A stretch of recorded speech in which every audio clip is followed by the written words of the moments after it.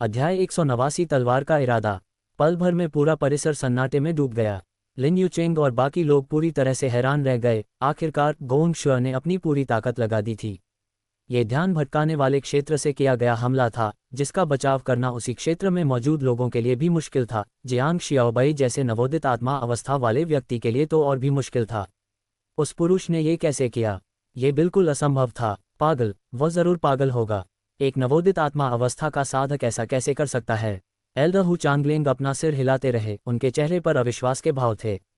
तलवार का इरादा। इस समय जियान लाओसान अचानक बोले, इस बच्चे ने मुझे बहुत चौंका दिया। उसने वास्तव में आखिरी क्षण में तलवार की शक्ति को समझ लिया।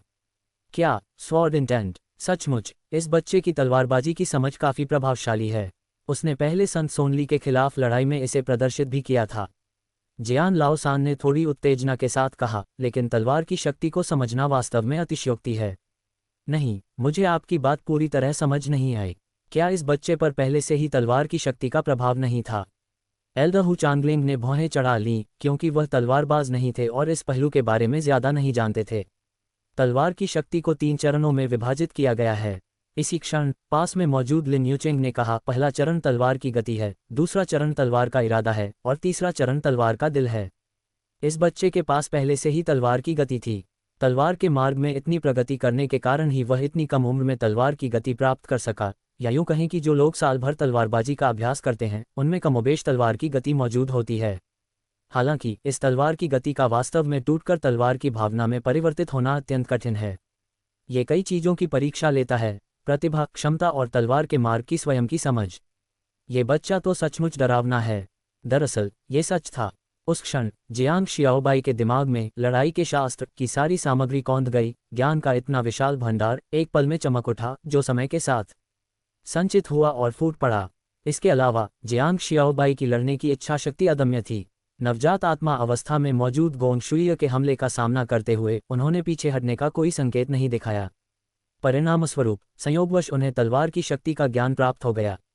तलवार की शक्ति की भयावह प्रकृति के कारण ही, जिसने उसके हमले को और भी शक्तिशाली बना दिया, वह गोंग शुआ के हमले को रोकने में सक्षम रहा, अन्यथा वह निस्संदेह हार जाता। अखाड़े के ऊपर गोंग शुआ ने अविश्वास से भरे चेहरे के साथ जियांग शियाओबाई को देखा। तुमने सचमुच तलवार की शक्ति को समझ लिया। इस समय उसके दिल में जो सदमा लगा था, उसे शब्दों में बयान करना अवर्णनीय था।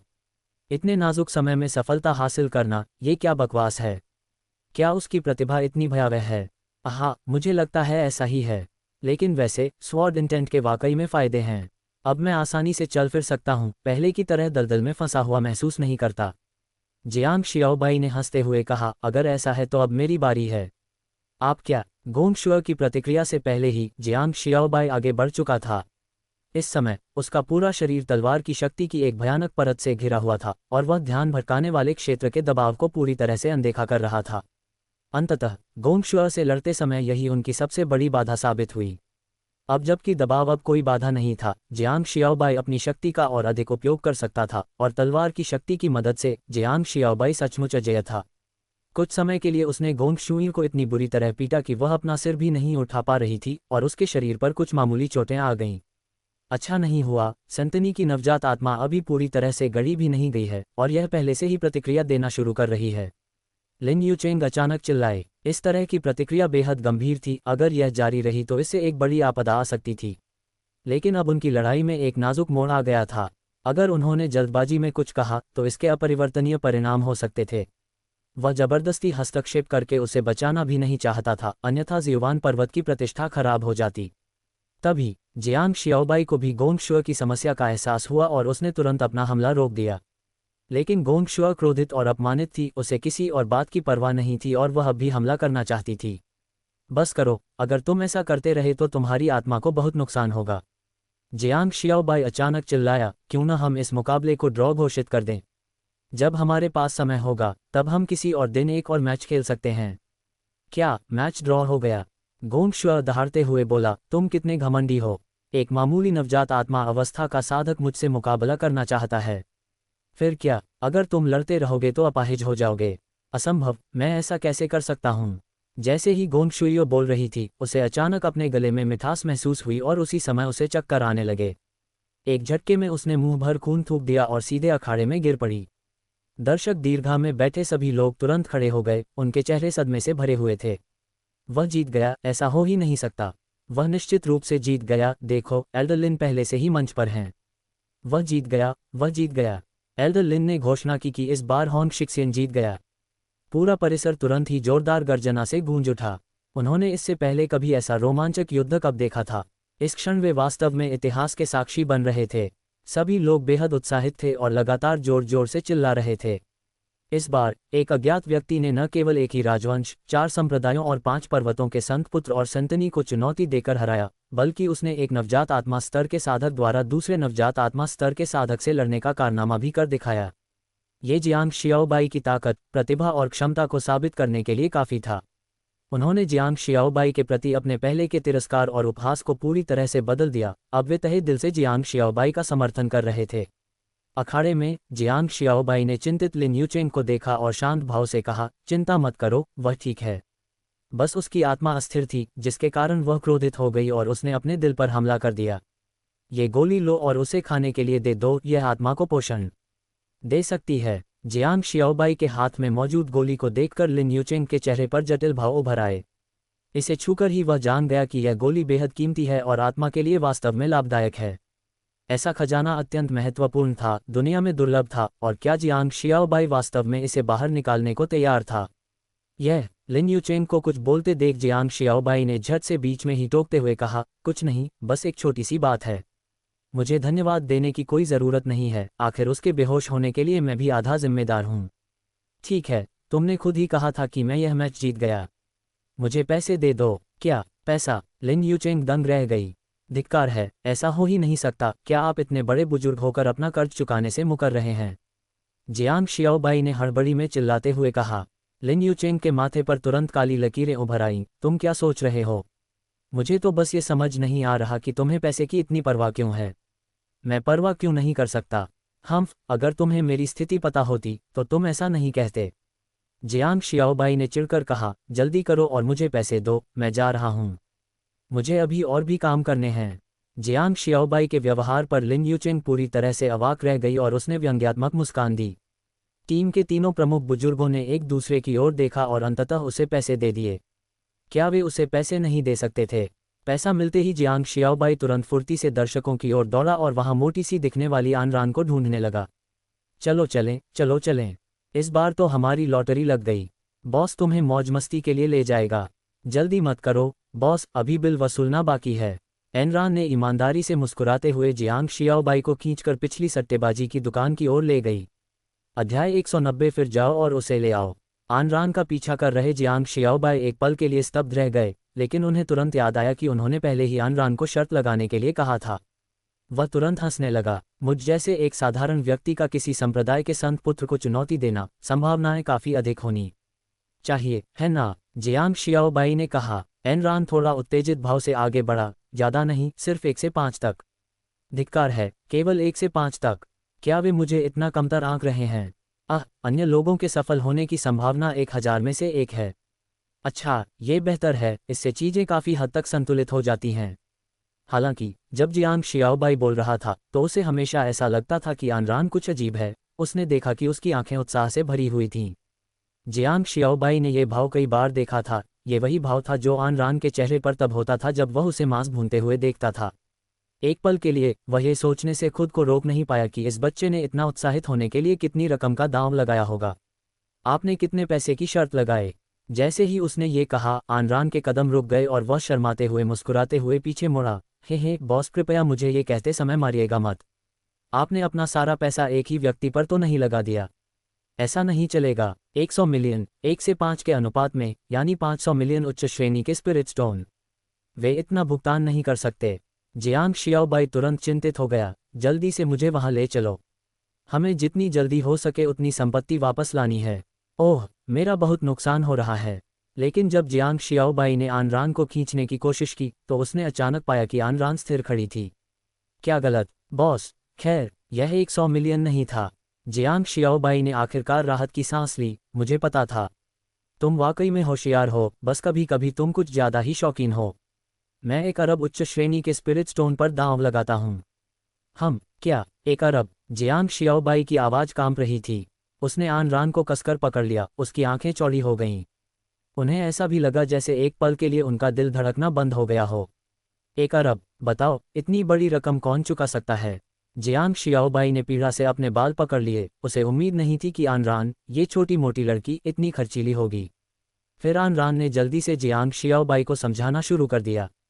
पहली बात तो यह है कि वह 1 अरब की मूल राशि कई जुआ अड्डों में पहले लगाए गए दावों से जीती गई थी, और उसमें कुछ पैसा खुद अनरान का भी था। इसके अलावा इस शर्त के लिए जुआघर को 1000 युआन राजवंश का समर्थन प्राप्त था और लिखित समझौते भी थे। मालिक, देखिए, मैंने तो उनसे लिखित समझौते में बदलाव करने के लिए विशेष रूप से कहा था। अब ये पैसा 1000 युआन राजवंश से आ रहा है। आन रान ने उत्साह से लिखित समझौता जियांग शियाओबाई को सौंप दिया। जियांग शियाओबाई ने उस पर एक नज़र डाली, उसकी आंखें थोड़ी सिकुड़ गईं। ये कहना तो आसान है, लेकिन क्या आपने कभी सोचा है कि अगर 1000 युआन राजवंश हठपूर्वक भुगतान करने से इनकार कर दे तो आप क्या करेंगे? अपने परिवार की ताकत का जिक्र भी मत करो। तुम्हारे पिता चाहे कितने ही शक्तिशाली क्यों न हो, क्या उनमें 1000 युआन राजवंश को चुनौती देने की हिम्मत है? यह अचानक ही एन रान को ये बात याद आ गई। आपकी गणनाएं वाकई अच्छी हैं। अगर 1000 युआन राजवंश कर्ज चुकाने से मुकर जाता है तो आप अपने परिवार को आगे लाएंगे और यहाँ तक कि अन्य संप्रदायों की शक्तियों से मिलकर उन पर दबाव डालेंगे। शायद वे समझौता कर लें, लेकिन इतनी आसानी से नहीं मानेंगे। जियांग शियाओबाई ने सिर हिलाया और आह भरी, तुम्हारी सोच गलत नहीं है, लेकिन दुर्भाग्य से तुमने एक बात को कम आंका है। ये दुनिया इस सिद्धांत पर चलती है कि बलवान कमजोरों का शोषण करते हैं। बड़ी मछली छोटी मछली को खा जाती है। अगर आपसे ज़्यादा ताकतवर कोई आपसे भिड़ना चाहे तो आपके पास कोई चारा नहीं बचता। यही वास्तविकता है। मोटे बच्चे, तुम अब भी बहुत कम समझते हो। इन शब्दों ने अनरान के चेहरे पर कड़वाहट भर दी। उसने अपना सिर नीचे झुका लिया, अपने हाथों को पीठ के पीछे इस तरह बांध लिया जैसे उसके साथ अन्याय हुआ हो, और वह अत्यंत दयनीय लग रहा था। बॉस, मुझे माफ़ करना, मैं। ठीक है, माफ़ी मांगने का क्या मतलब? यह मामला तो सुलझना ही था। जो भी कमाने का मौका होने पर पैसा नहीं कमाता, वह हरामखोर है, खासकर जब बात 1000 युआन राजवंश के पैसे की हो। जियांग शियाओबाई ने हाथ हिलाते हुए कहा, जल्दी से उस व्यक्ति को ढूंढो। अगर वाकई बात नहीं बनी तो कम से कम हमें 1 अरब की मूल राशि तो वापस मिलनी ही चाहिए। हाँ, बिल्कुल सही। आन रान ने जल्दी से सिर हिलाया और फिर झट से जियांग शियाओबाई को जुआघर की ओर खींच ले गई। दुर्भाग्यवश तब तक बहुत देर हो चुकी थी। जैसे ही वांग लाओवू ने लिन यूचेन को जियांग शियाओबाई की जीत की घोषणा करते सुना, वह तुरंत सब कुछ छोड़कर अखाड़े से भाग गया। इससे अनरान लगभग आग बबूला हो गया। हालांकि उसे लंबे समय से शक था कि यह बदमाश भाग जाएगा, लेकिन उसने उससे इतने निर्णायक कदम की उम्मीद नहीं की थी।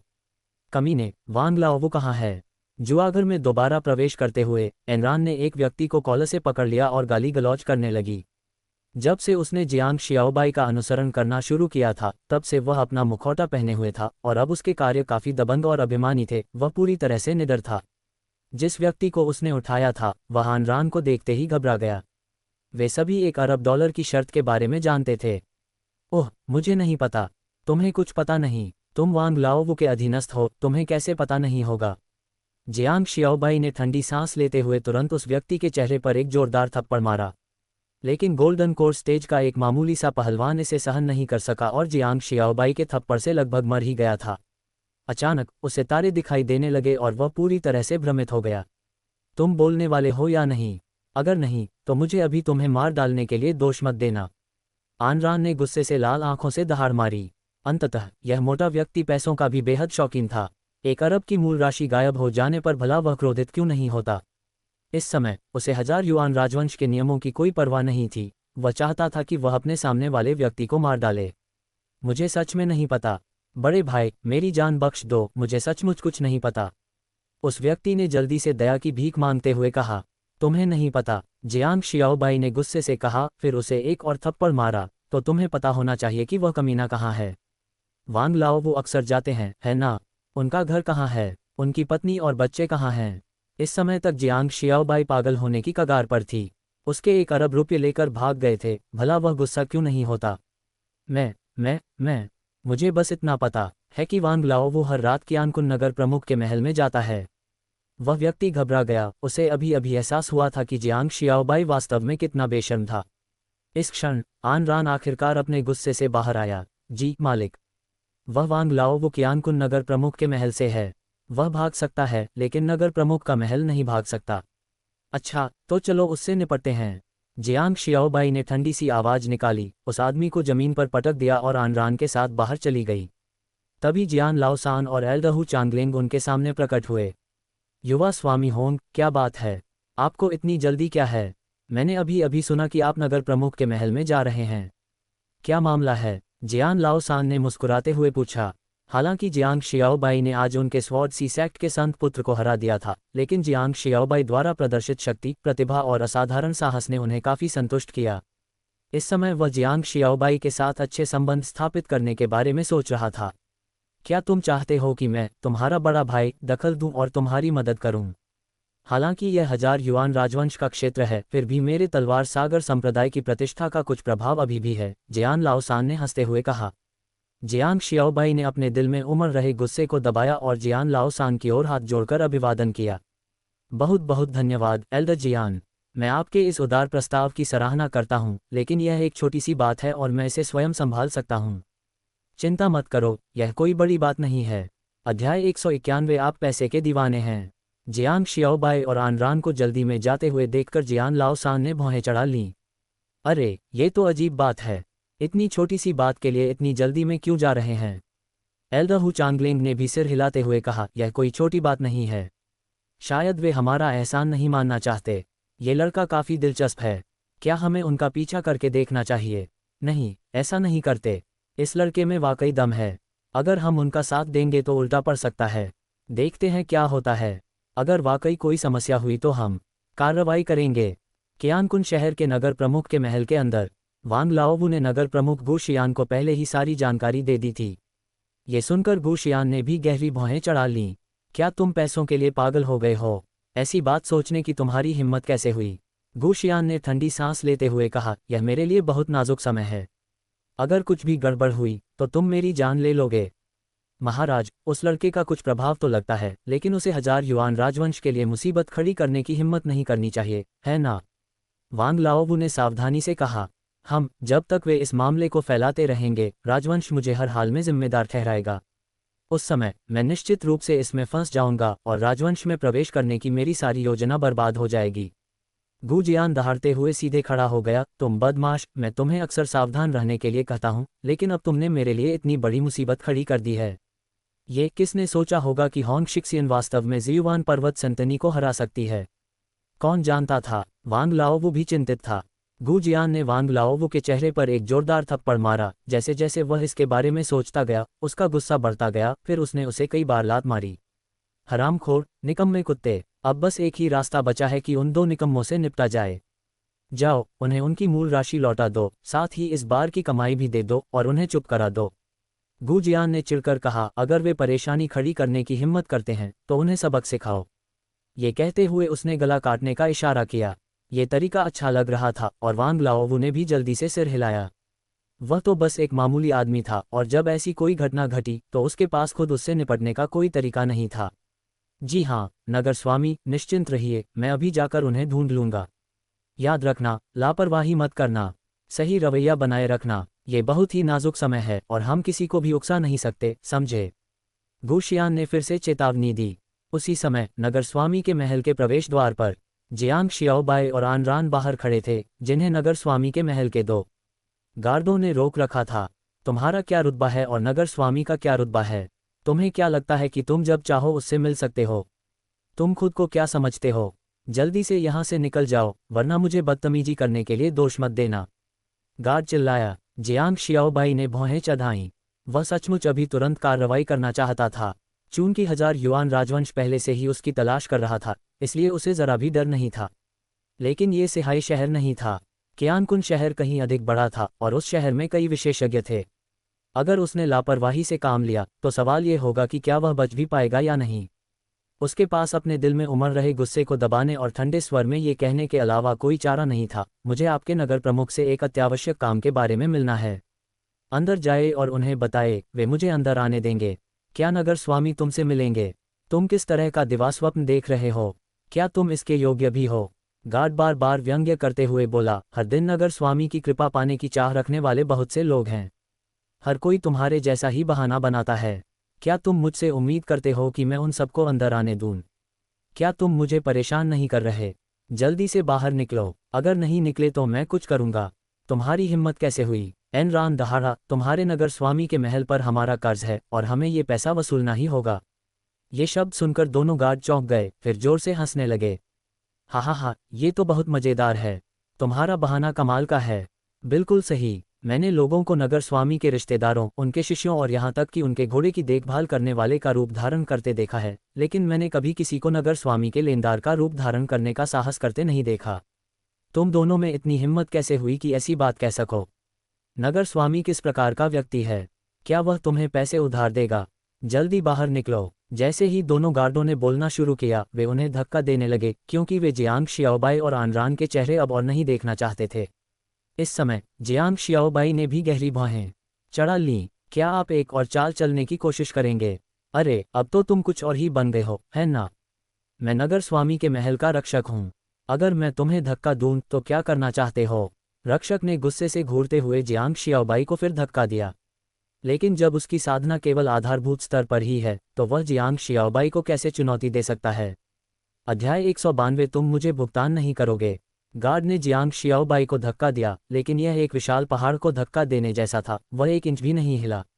एक पल के लिए गार्ड स्तब्ध रह गया, तभी उसे जियांग शियाओबाई से निकलने वाली नवजात आत्मा अवस्था की घनी आभा का एहसास हुआ।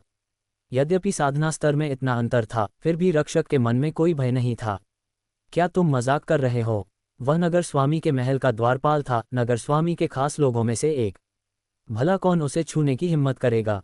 जियांग शियाओबाई को धकेलने में असमर्थ, उसे अपनी बेइज्जती का एहसास हुआ, इसलिए उसने तुरंत गुर्राते हुए अपनी कमर से लंबी तलवार निकाली और उसे जियांग शियाओबाई की गर्दन पर रख दिया। कुत्ते जैसे दिखने वाले, मैंने तुझे यहाँ से चले जाने को कहा था, सुना नहीं? क्या तुझे सच में लगता है कि नगर स्वामी का ये महल तेरे लिए मुसीबत खड़ी करने की जगह है? गाद दहाड़ा। जियांग शियाओबाई ने अपनी आंखें थोड़ी सिकुड़ी, उसका चेहरा ठंडा था। मैं तुम्हें 3 सेकंड का समय दे रहा हूँ। इस तलवार को अभी ले जाओ, वरना अंजाम भुगतना पड़ेगा। उसके बोलने के बाद बगल में खड़ी आनरान पहले से ही कार्रवाई करने के लिए तैयार थी। कुछ क्षणों के लिए नगर स्वामी के महल के सामने गतिरोध उत्पन्न हो गया। राहगीर इस हंगामे को देखने के लिए जमा हो गए। आखिरकार नगर स्वामी के महल के प्रवेश द्वार पर उपद्रव करने की हिम्मत बहुत कम लोग ही करते थे। नगर स्वामी के महल के रक्षक की आंखें चौड़ी हो गईं, वह पूरी तरह से अपमानित महसूस कर रहा था। अरे, तुम सच में खुद को कुछ समझते हो क्या? मैं तुम्हें 3 सेकंड का समय देता हूं, वरना ये ब्लेड तुम्हारी गर्दन में घुस जाएगा। 3 सेकंड पूरे हो गए हैं, जियांग शियाओबाई ने इस क्षण शांत भाव से कहा, और फिर उस गार्ड को मारने की तैयारी की जिसे अपनी हद का पता नहीं था। वैसे भी वह पहले से ही 1000 युआन राजवंश का वांछित अपराधी था, और राजवंश के साथ उसकी शिकायतें कभी सुलझने योग्य नहीं थीं, तो डरने की क्या बात थी? एनरान का चेहरा उत्साह से भरा हुआ था, आखिरकार वह अपने बॉस के साथ फिर से मुसीबत खड़ी कर सकता था। तभी नगर स्वामी के महल के अंदर से एक व्यक्ति तेजी से बाहर निकला। द्वार के बाहर तनावपूर्ण, लड़ाई के लिए तैयार स्थिति को देखकर उसने तुरंत चिल्लाया, तुम बदमाशो, तुम्हें यहाँ उपद्रव मचाने की हिम्मत किसने दी? जो व्यक्ति वहां पहुंचा वह वांग लाओवू के अलावा और कोई नहीं था, जो आदेश प्राप्त करने के बाद अभी अभी नगर प्रमुख के महल से बाहर आया था। भाई वांग, इस लड़के को अपनी औकात का पता नहीं है। यह नगर स्वामी के महल में घुसने की जिद कर रहा है और कह रहा है कि वह नगर स्वामी से मिलना चाहता है। क्या आपको लगता है कि उसके जैसे काबिल व्यक्ति के लिए यह उचित है? जब मैंने उसे अंदर नहीं आने दिया तो उसने प्रवेश द्वार पर हंगामा करना शुरू कर दिया, अपनी उच्च साधना शक्ति का इस्तेमाल करके मुझे धमकाने की कोशिश की। गार्ड ने तुरंत अतिशयोक्ति करते हुए केवल 2 वाक्यों में ही जियांग शियाओबाई को एक भयानक और बेहद दुर्भावनापूर्ण व्यक्ति के रूप में पेश किया। वांग लाओवू ने भी अपनी आंखें सिकोड़ते हुए कहा, धिक्कार है, भला किसने भालू का दिल और तेंदुए की आंतें खाकर नगर स्वामी के महल में उपद्रव मचाने की हिम्मत की? तुरंत ही वांग लाओवू ने 2 गार्डों को एक तरफ धकेल दिया और आगे बढ़ गया, ये देखने के लिए तैयार कि इतना साहसी कौन है। लेकिन उस व्यक्ति को देखने के बाद वांग लाओवू पूरी तरह से अवाक रह गया। तुम एनरान की आंखें चौड़ी हो गईं और उसने जल्दी से वांग लाओवू की ओर इशारा करते हुए चिल्लाकर कहा, मालिक, ये कुत्ते जैसा दिखने वाला जीव है।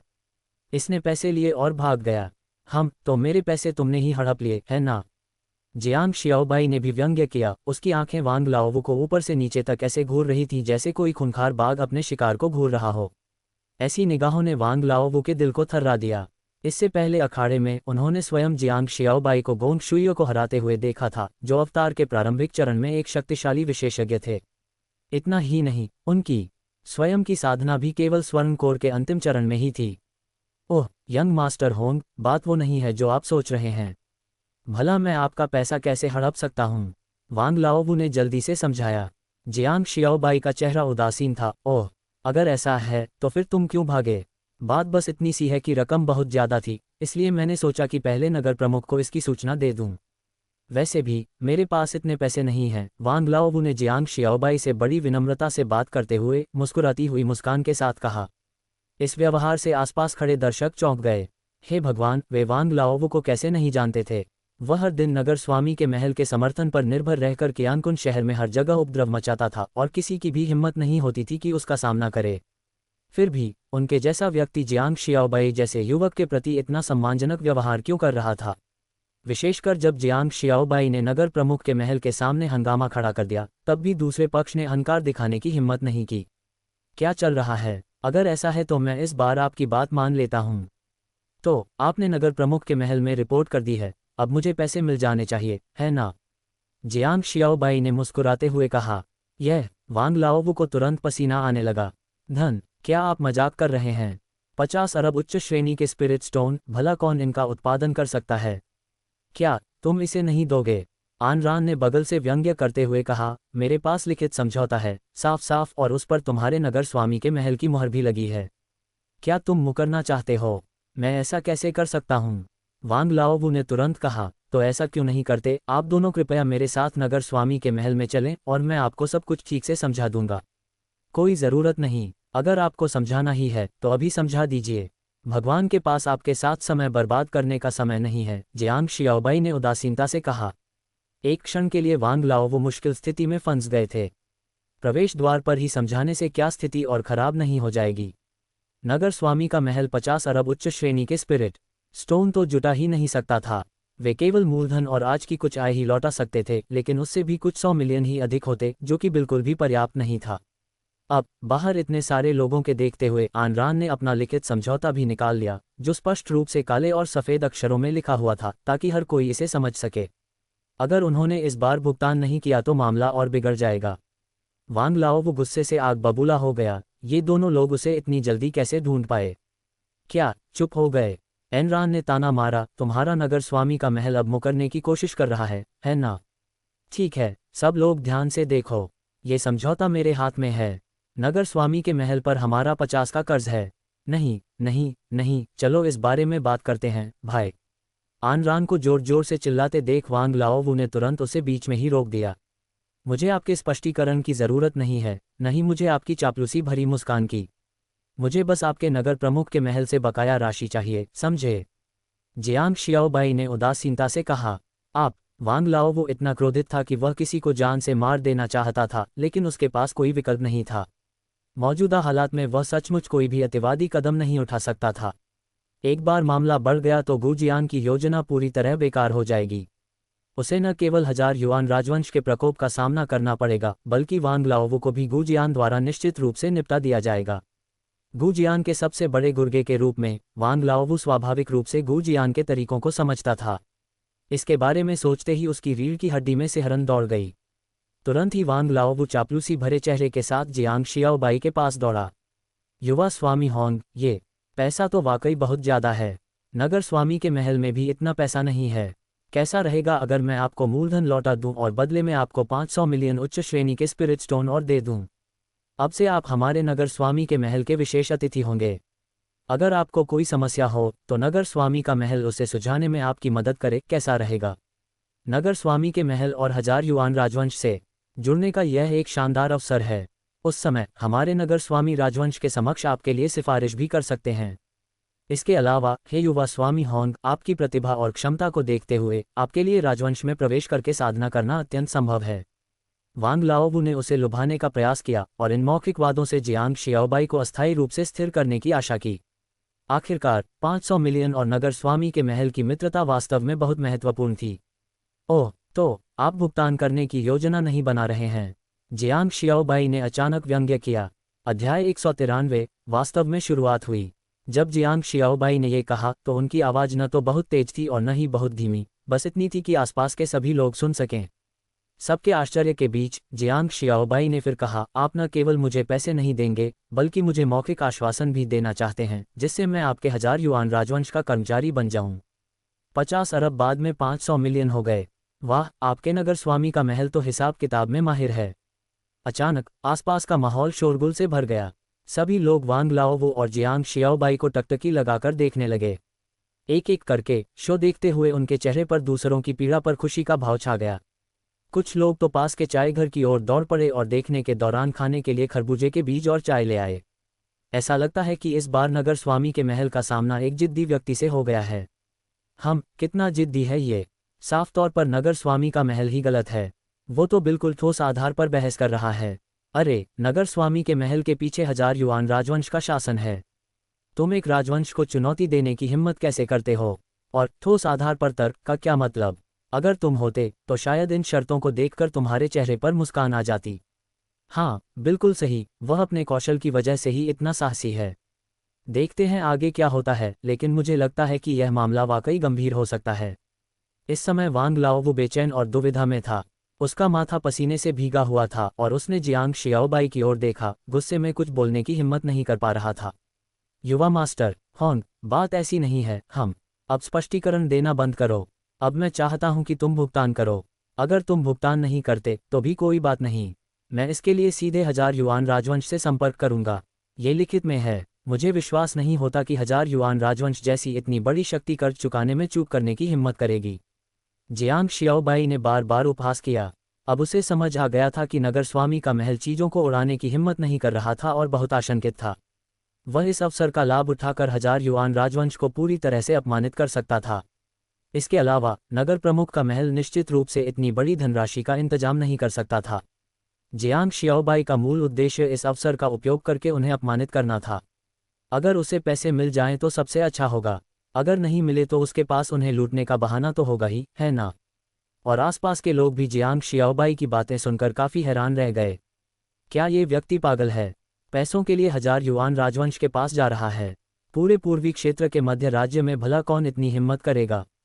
पर्याप्त। इसी समय नगर प्रमुख के महल से अचानक लोगों का एक समूह बाहर निकला। उनका नेतृत्व एक अधेड़ उम्र का व्यक्ति कर्णकुन नगर का नगर प्रमुख गु शियान कर रहा था। उनके साथ कई विशेषज्ञ थे जो सभी नवजात आत्मा अवस्था में थे और 10 से अधिक आत्मा उद्भव मध्य अवस्था के साधक थे। समूह ने जियांग शियाओबाई और आन रान को घेर लिया और साथ ही वहां मौजूद सभी दर्शकों को तितर-बितर कर दिया। मेरे युवा मित्र, यह मामला वास्तव में हमारे नगर प्रमुख के आवास की गलती है, लेकिन आपको वास्तविक स्थिति पर भी विचार करने की आवश्यकता है। गु जियान ने शांत भाव से कहा, दांव लगाने की सीमा 20 मिलियन थी। नियम स्पष्ट हैं। अगर आप इतनी बड़ी रकम का दांव लगाते हैं तो नगर स्वामी इसे पूरी तरह से अस्वीकार कर सकता है और ज़्यादा से ज़्यादा आपको 100 मिलियन ही दे सकता है। अब मेरे पास 500 मिलियन उच्च श्रेणी के स्पिरिट स्टोन और मेरे नगर स्वामी के महल की साख होना पहले से ही उत्कृष्ट है। मैं आपको सलाह देता हूं कि आप कृतघ्न न हों। जब वांग लाओवू ने गु जियान को बाहर आकर ये शब्द कहते हुए देखा तो उसने राहत की सांस ली। जैसा कि नगर स्वामी से उम्मीद थी, उनका कदम वाकई अलग था। जियांग शियाओबाई का चेहरा शांत था। आप कुछ भी कहें, ये लिखित समझौता यही है। मैं कहीं भी जाऊं, मैं ही सही हूं। अब मैं तुम्हें 2 रास्ते दिखाता हूं, या तो पैसे चुका दो या मैं खुद उस तथाकथित राजवंश के पास पैसे लेने जाऊंगा। ये शब्द तो सरासर अहंकार से भरे थे। नगर स्वामी के महल में मौजूद हर कोई अपने कानों पर विश्वास नहीं कर पा रहा था। धिक्कार है, किसी ने सचमुच नगर स्वामी के महल को धमकी देने की हिम्मत की। और गु जियांग गुस्से से कांप रहा था। वह चाहता था कि काश वह अभी कार्रवाई कर पाता और जियांग शियाओबाई को पूरी तरह से मार डालता। हालांकि ये घटना बाहर हुई थी और कई लोग पहले से ही इस मामले के बारे में जानते थे। अगर उसने जियांग शियाओबाई को बाहर मार डाला तो यह उसकी प्रतिष्ठा के लिए बुरा होगा और उसकी योजनाओं पर इसका बहुत बड़ा प्रभाव पड़ेगा। हे, मेरे युवा मित्र में असाधारण साहस है। सच कहूं तो मेरे नगर स्वामी का महल वास्तव में ये पैसा नहीं दे सकता, लेकिन उस युवा मित्र की बात भी तर्कसंगत लगती है। यह नगर स्वामी राजवंश से संवाद स्थापित करने में भी आपकी मदद कर सकता है। अब कृपया मेरे नगर स्वामी के महल में आकर थोड़ी देर आराम करें और एक पल प्रतीक्षा करें, कैसा रहेगा? गु जियान का चेहरा शांत था, मानो उसने हार मान ली हो। लेकिन जियांग शियाओबाई मूर्ख नहीं था। कोई भी समझदार व्यक्ति जानता होगा कि अब नगर स्वामी के महल में प्रवेश करना वास्तव में एक तरफा यात्रा होगी। गु जियान के इरादे स्पष्ट रूप से हत्यारा थे। कोई ज़रूरत नहीं, चूंकि आप इसे उपलब्ध नहीं करा सकते, इसलिए मैं अब 1000 युआन राजवंश से पैसे लेने जाऊंगा। मुझे विदा करने की कोई ज़रूरत नहीं है। जियांग शियाओबाई ने हल्की सी हंसी हंसते हुए जाने के लिए मुड़ गई। लेकिन नगर स्वामी के महल के विशेषज्ञ जियांग शियाओबाई को इतनी आसानी से कैसे जाने दे सकते थे। वे आगे बढ़े, घेरा संकरा किया और उन दोनों को घेर लिया। क्या तुम मुझे जाने नहीं दोगे? जियांग शियाओबाई ने अपनी आंखें सिकोड़ लीं। सबसे बुरी स्थिति में वह उनसे लड़ ही लेता। जियांग शियाओबाई की नज़रों में ये ताकतवर लोग कुछ भी नहीं थे। युवानहों के बाहर आते ही वह सीधे उन्हें हरा देता और फिर भाग जाता। इस तरह की चीज़ें उसके लिए पहले से ही परिचित थीं। बच्चे, मैंने तुम्हें मौका दिया था, लेकिन तुम किसी काम के नहीं हो। इस क्षण गू जियान का चेहरा भी ठंडा पड़ गया। मैं आपको आखिरी विकल्प देता हूँ। मैं आपको अभी 100 मिलियन उच्च श्रेणी के स्पिरिट स्टोन दे देता हूँ और यह मामला यहीं समाप्त हो जाएगा। अन्यथा मुझे असभ्य होने के लिए दोष मत देना। ऐसी धमकी को जियांग शियाओबाई ने स्वाभाविक रूप से गंभीरता से नहीं लिया। बॉस, उनसे डरने की ज़रूरत नहीं है। ज़्यादा से ज़्यादा ये बस एक छोटी मोटी लड़ाई है। आनरान का चेहरा उत्साह से चमक रहा था। आखिरकार वो नगर स्वामी के महल जैसी जगहों पर फिर से रौब जमा सकता था। उसने अपनी आध्यात्मिक शक्ति का संचार पहले ही कर लिया था, हाथ में मोटी काली छड़ी पकड़े हुए, अगर कुछ गड़बड़ हुई तो सीधे प्रहार करने के लिए तैयार था। जियांग शियाओबाई ने भी शांत भाव से गू जियान की ओर देखा और कहा, नगर स्वामी, शायद आप एक बात नहीं समझ पाए हैं। अब बातचीत आप मुझसे नहीं कर रहे हैं, बातचीत मैं आपसे कर रहा हूँ। और तुम्हारे पास मुझे धमकाने के लिए पर्याप्त पूंजी नहीं है। चुटकुला। गू शियान जोर से हंस पड़ा, फिर अचानक उसका चेहरा भयावह हो गया। बच्चे, तुम पहले व्यक्ति हो जिसने मेरे सामने मुझे धमकी देने की हिम्मत की है। ऐसे में अगर मैं तुम्हें ठीक से सबक नहीं सिखाता तो ये बिल्कुल भी उचित नहीं होगा। उसे गिरफ्तार करो और नगर स्वामी के महल की जेल में ले जाओ। मैं देखना चाहता हूं कि अंदर जाने के बाद तुम मुझसे कैसे बातचीत करोगे। पल भर में पूरा इलाका अराजकता में तब्दील हो गया। नगर स्वामी के महल के विशेषज्ञ पहले से ही कार्रवाई की तैयारी कर रहे थे। उनके कदम तेजी से आगे बढ़ रहे थे और उन्होंने दोनों को कसकर घेर लिया था। एनरान ने भी अपनी आध्यात्मिक शक्ति का संचार किया और लोगों को नष्ट करना शुरू करने के लिए जियांग शियाओबाई के आदेश की प्रतीक्षा कर रहा था। बहुत बढ़िया। 1000 युआन राजवंश के लोग वास्तव में सभी एक ही प्रकार के थे। चूंकि आप मेरी दयालुता की सराहना नहीं करते, इसलिए मुझे दोष न दें। जियांग शियाओबाई ने व्यंग्य करते हुए एक लंबी तलवार निकाली। मौत को दावत दे रहे हो, हमला करो। ये देखकर गू जियान ने ठंडी सांस ली। तुरंत ही आसपास मौजूद बलवान व्यक्ति आगे बढ़ गए। सबसे पहले हमला करने वाले नेसेंट सोल स्टेज के गुंडों का एक समूह था। जियांग शियाओबाई ने इन लोगों को गंभीरता से नहीं लिया। उसने अपनी लंबी तलवार घुमाई और तलवार की चमकती रोशनी के बीच वह समूह सीधे हवा में बह गया। एनरान ने भी अपने हाथ में पकड़ी मोटी काली छड़ी को घुमाया और हर बार जोर से मारकर एक बड़े क्षेत्र को खाली कर दिया। अरे बाप रे, वे सचमुच लड़ रहे हैं। क्या वे पागल हैं? कियानकुन शहर में लड़ रहे हैं। सब खत्म हो गया, सब खत्म हो गया। ये दोनों छोटे लड़के इस बार तो पक्का मरेंगे। अभी सही होने के बावजूद भी कोई फायदा नहीं। 1000 युआन राजवंश के कठोर नियमों को तोड़ने की हिम्मत करने का मतलब मौत है। अध्याय 194 में जा रहा हूँ। बाहर अभी भी काफ़ी लोग देख रहे थे और नगर स्वामी के महल के सामने लड़ाई छिड़ते देख वे सभी बेहद हैरान रह गए। जब गू जियान ने देखा कि जियांग शियाओबाई और उसके समूह ने वास्तव में कार्रवाई करने की हिम्मत की है तो उसका क्रोध तुरंत भड़क उठा। तुम बदमाशो, क्या तुम्हें सच में लगता है कि यह जगह तुम्हारा घर है? तुम सब यहाँ किस लिए खड़े हो? इन सब को पकड़ लो। गू शियान गुस्से से दहाड़ा। ये देखकर उसके बगल में मौजूद कई आत्मा उद्भव चरण के साधक उन्हें पकड़ने के लिए तेजी से आगे बढ़े। तभी अचानक बिजली का एक जोरदार विस्फोट हुआ जिससे सभी लोग हवा में उड़ गए। गू जियान ने गहरी भौहें चढ़ा लीं और एक दिशा में देखने लगी। वहां एक दर्जन से अधिक आकृतियां आ रही थीं। उनका नेतृत्व लिन यूचेंग कर रहा था, जिसने काले वस्त्र पहन रखे थे। नए आने वालों को देखकर गू जियान ने अपनी भौहें थोड़ी सिकुड़ी। क्या मैं पूछ सकता हूँ, एल्डर लिन, इस कार्रवाई का क्या अर्थ है? ये व्यक्ति मेरे नगर स्वामी के महल के सामने उपद्रव कर रहा है और यहाँ तक कि मेरे नगर स्वामी के महल के लोगों पर हाथ भी उठा रहा है। इसने 1000 युआन राजवंश के कठोर कानूनों का उल्लंघन किया है। क्या आप इसमें हस्तक्षेप करेंगे? लिन यूचेंग आगे बढ़ा, उसका चेहरा शांत था। नगर स्वामी गो, ये शब्द कुछ ज़्यादा ही गंभीर हैं। हम बस यह नहीं चाहते कि आपके और आपके इस युवा मित्र हॉन के बीच संबंध बहुत तनावपूर्ण हो जाएं। ये सब महज एक गलतफहमी है। हालांकि उसने यह बात खुलकर नहीं कही, लेकिन गू जियान जानता था कि लिन यूचेंग जियांग शियाओबाई के लिए बोलने को दृढ़ संकल्पित था। इस पर गू जियान की भौहें तन गईं। एल्डर लिन, क्या आपके शब्द कुछ ज़्यादा ही कठोर नहीं हैं? अति क्या है? लिन यूचेंग ने हल्की सी मुस्कान के साथ कहा, क्या आपको लगता है कि 1000 युआन राजवंश का समर्थन होने के कारण आप हमारी अनदेखी कर सकते हैं? या आप ये कहना चाहते हैं कि आपको ज़ियुआन पर्वत के एक बुजुर्ग के रूप में मेरी पहचान की परवाह नहीं है? उनके शब्दों से ही गू जियान का चेहरा पीला पड़ गया। इस समय लिन यूचेंग के प्रकट होने से गू शियान सचमुच घबरा गया। प्रतिद्वंद्वी की शक्ति जबरदस्त और भयावह थी, ऐसी शक्ति जिसका सामना उसके नगर स्वामी के महल के बस की बात नहीं थी। इसके अलावा इस मामले में शुरू से ही गलती गू जियान की थी। अगर मामला और बढ़ जाता तो उसकी निश्चित रूप से मौत हो जाती। यह मामला 1000 युआन राजवंश की प्रतिष्ठा को धूमिल कर देगा और राजवंश निश्चित रूप से एक बलि का बकरा ढूंढेगा और गू जियान एक आदर्श लक्ष्य होगा। एक तरफ जियान लाओ सान और लिन यूचेंग के साथ आए अन्य लोग भी जियांग शियाओबाई को हैरानी से देख रहे थे, उनकी पलकें फड़क रही थीं। क्या आप इसे मामूली बात कहते हैं? क्या तुम सचमुच नगर स्वामी के महल से भिड़ने आए हो? अगर वे आज नगर स्वामी के महल में नहीं आते तो शायद तुम्हारा काम तमाम हो गया होता। लिन यूचेंग ने भी असामान्य भाव से जियांग शियाओबाई की ओर देखा। होंग शिक्सियन, तुमने नगर स्वामी के महल से क्यों झगड़ा किया? एल्डर लिन, ये तो बस एक छोटी सी बात है। नगर स्वामी के महल पर मेरा 5 अरब उच्च श्रेणी के स्पिरिट स्टोन का कर्ज है, मैं बस कर्ज वसूलने आया हूँ। छी! ये सुनकर कई उच्च पदस्थ बुजुर्ग लगभग अपनी ही लार में डूब गए। 5 अरब उच्च श्रेणी के स्पिरिट स्टोन, और फिर भी यह एक मामूली बात है। फिर जियांग शियाओबाई ने पूरी कहानी समझाई और इसे सुनने के बाद लिन यूचेंग ने धीरे से सिर हिलाया। यद्यपि नगर प्रमुख के आवास ने इस मामले में अत्यधिक प्रतिक्रिया दी, मेरे युवा मित्र, लेकिन बेहतर यही होगा कि मामले को ज़्यादा न बढ़ाया जाए, ये किसी के लिए भी अच्छा नहीं है। क्या मैं हस्तक्षेप करके आपके लिए मध्यस्थता करूं और नगर स्वामी के महल से आपको 1 अरब उच्च श्रेणी के स्पिरिट स्टोन का मुआवजा दिलवाऊं? मुझे विश्वास है कि नगर स्वामी के महल के पास इतना पैसा है, लिन यूचेंग ने सुझाव दिया। जियांग शियाओबाई ने सचमुच इन शब्दों की उम्मीद नहीं की थी।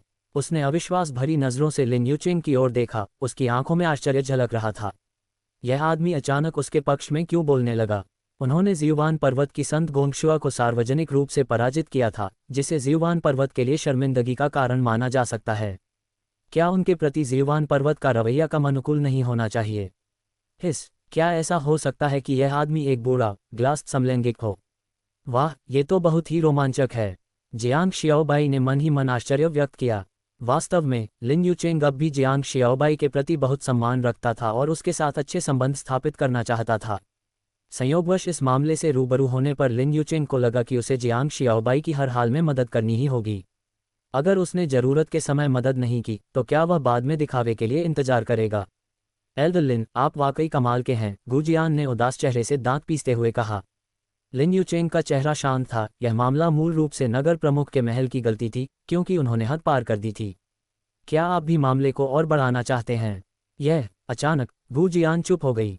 वह स्वाभाविक रूप से ऐसा नहीं करना चाहता था, लेकिन वास्तव में 1 अरब डॉलर सौंपना उसके लिए बेहद कष्टदायक था। इससे वह लगभग पूरी तरह से थक जाएगा। वैसे एल्डर लिन, आप अचानक यहाँ क्यों आ गए? दूसरी ओर जियांग शियाओबाई बहुत ही शांत थे, उन्हें मौजूदा स्थिति की बिल्कुल भी परवाह नहीं थी और उन्होंने लिन यूचेंग की ओर देखकर आराम से मुस्कुराया। मेरे युवा मित्र द्वारा पहले दिखाए गए दिव्य शक्ति के प्रदर्शन ने हमारी ज़ियुआन पर्वत संत को थोड़ा असहज कर दिया। लिन यूचेंग ने हल्की मुस्कान के साथ कहा, संत की नवजात आत्मा अभी पूरी तरह से विकसित और स्थिर नहीं हुई है और यह कुछ उथल पुथल से प्रभावित हुई है।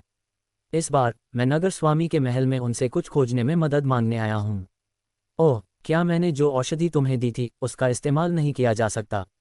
जियांग शियाओबाई ने भौहें चढ़ा लीं। गू जियान दंग रह गया। उसने वाकई जियांग शियाओबाई द्वारा दी गई औषधि पी ली थी, लेकिन उसका इस्तेमाल नहीं किया था। पहली बात तो ये कि उसे इसके स्रोत का पता नहीं था और वह इसे इस्तेमाल करने की हिम्मत नहीं कर पा रहा था। दूसरी बात, उसे विश्वास नहीं हो रहा था कि जियांग शियाओबाई इतनी कीमती चीज़ किसी अजनबी को यूं ही दे देगा। मैं समझ गया कि तुम क्या कहना चाहते हो, लेकिन चिंता मत करो, वह औषधि बिल्कुल ठीक है। बस थोड़ा सा पाउडर खुर्च कर खुद चख कर देखो, तुम्हें पता चल जाएगा। जियांग शियाओबाई ने हल्की सी मुस्कान के साथ कहा, इसके अलावा मैं आपको एक और औषधि देता हूँ। मुझे लगता है कि आपकी सेंटनी की स्थिति केवल उनके क्षेत्र की साधारण अस्थिरता नहीं है। ये सुनकर लिन यूचेंग की भौहें तुरंत सिकुड़ गईं। जियांग शियाओबाई की बात सच थी। गोंगशुआ कई वर्षों तक अपनी नवजात आत्मा को पूरी तरह से विकसित न कर पाने का कारण उसकी दिव्य आत्मा में थोड़ी सी गड़बड़ी थी। बेशक यह एक अच्छी समस्या थी, उसकी दिव्य आत्मा अकथनीय रूप से शक्तिशाली थी, जिसका अर्थ था कि आत्मा उद्भव क्षेत्र के प्रारंभिक चरण में प्रवेश करने के तुरंत बाद उसे अपनी नवजात आत्मा के निर्माण के लिए बहुत अधिक ऊर्जा खर्च करनी पड़ती थी। इतना ही नहीं, गोंगशुई की दिव्य आत्मा रहस्यमय तरीके से मजबूत होती जा रही थी, जिससे उसकी मुश्किलें और भी बढ़ गईं। इस औषधि को वापस ले जाओ। अगर मेरा अनुमान सही है तो इसे लेने के बाद वह 5 दिनों में अपनी नवजात आत्मा का पूर्ण निर्माण कर पाएगी। क्या 5 दिन। लिन यूचेंग बेहद हैरान रह गया। मेरे युवा मित्र, क्या तुम्हारी बात सच है? सहज रूप में। यह अचानक लिन यूचेंग को समझ नहीं आया कि क्या कहे, और अंदर ही अंदर उसे इस बात पर पूरी तरह से विश्वास नहीं हो रहा था, लेकिन जियांग शियाओबाई की कही बात अविश्वसनीय रूप से लुभावनी थी। भगवान ही जानते हैं कि गोंग शुआ कब से इस बात से परेशान थी।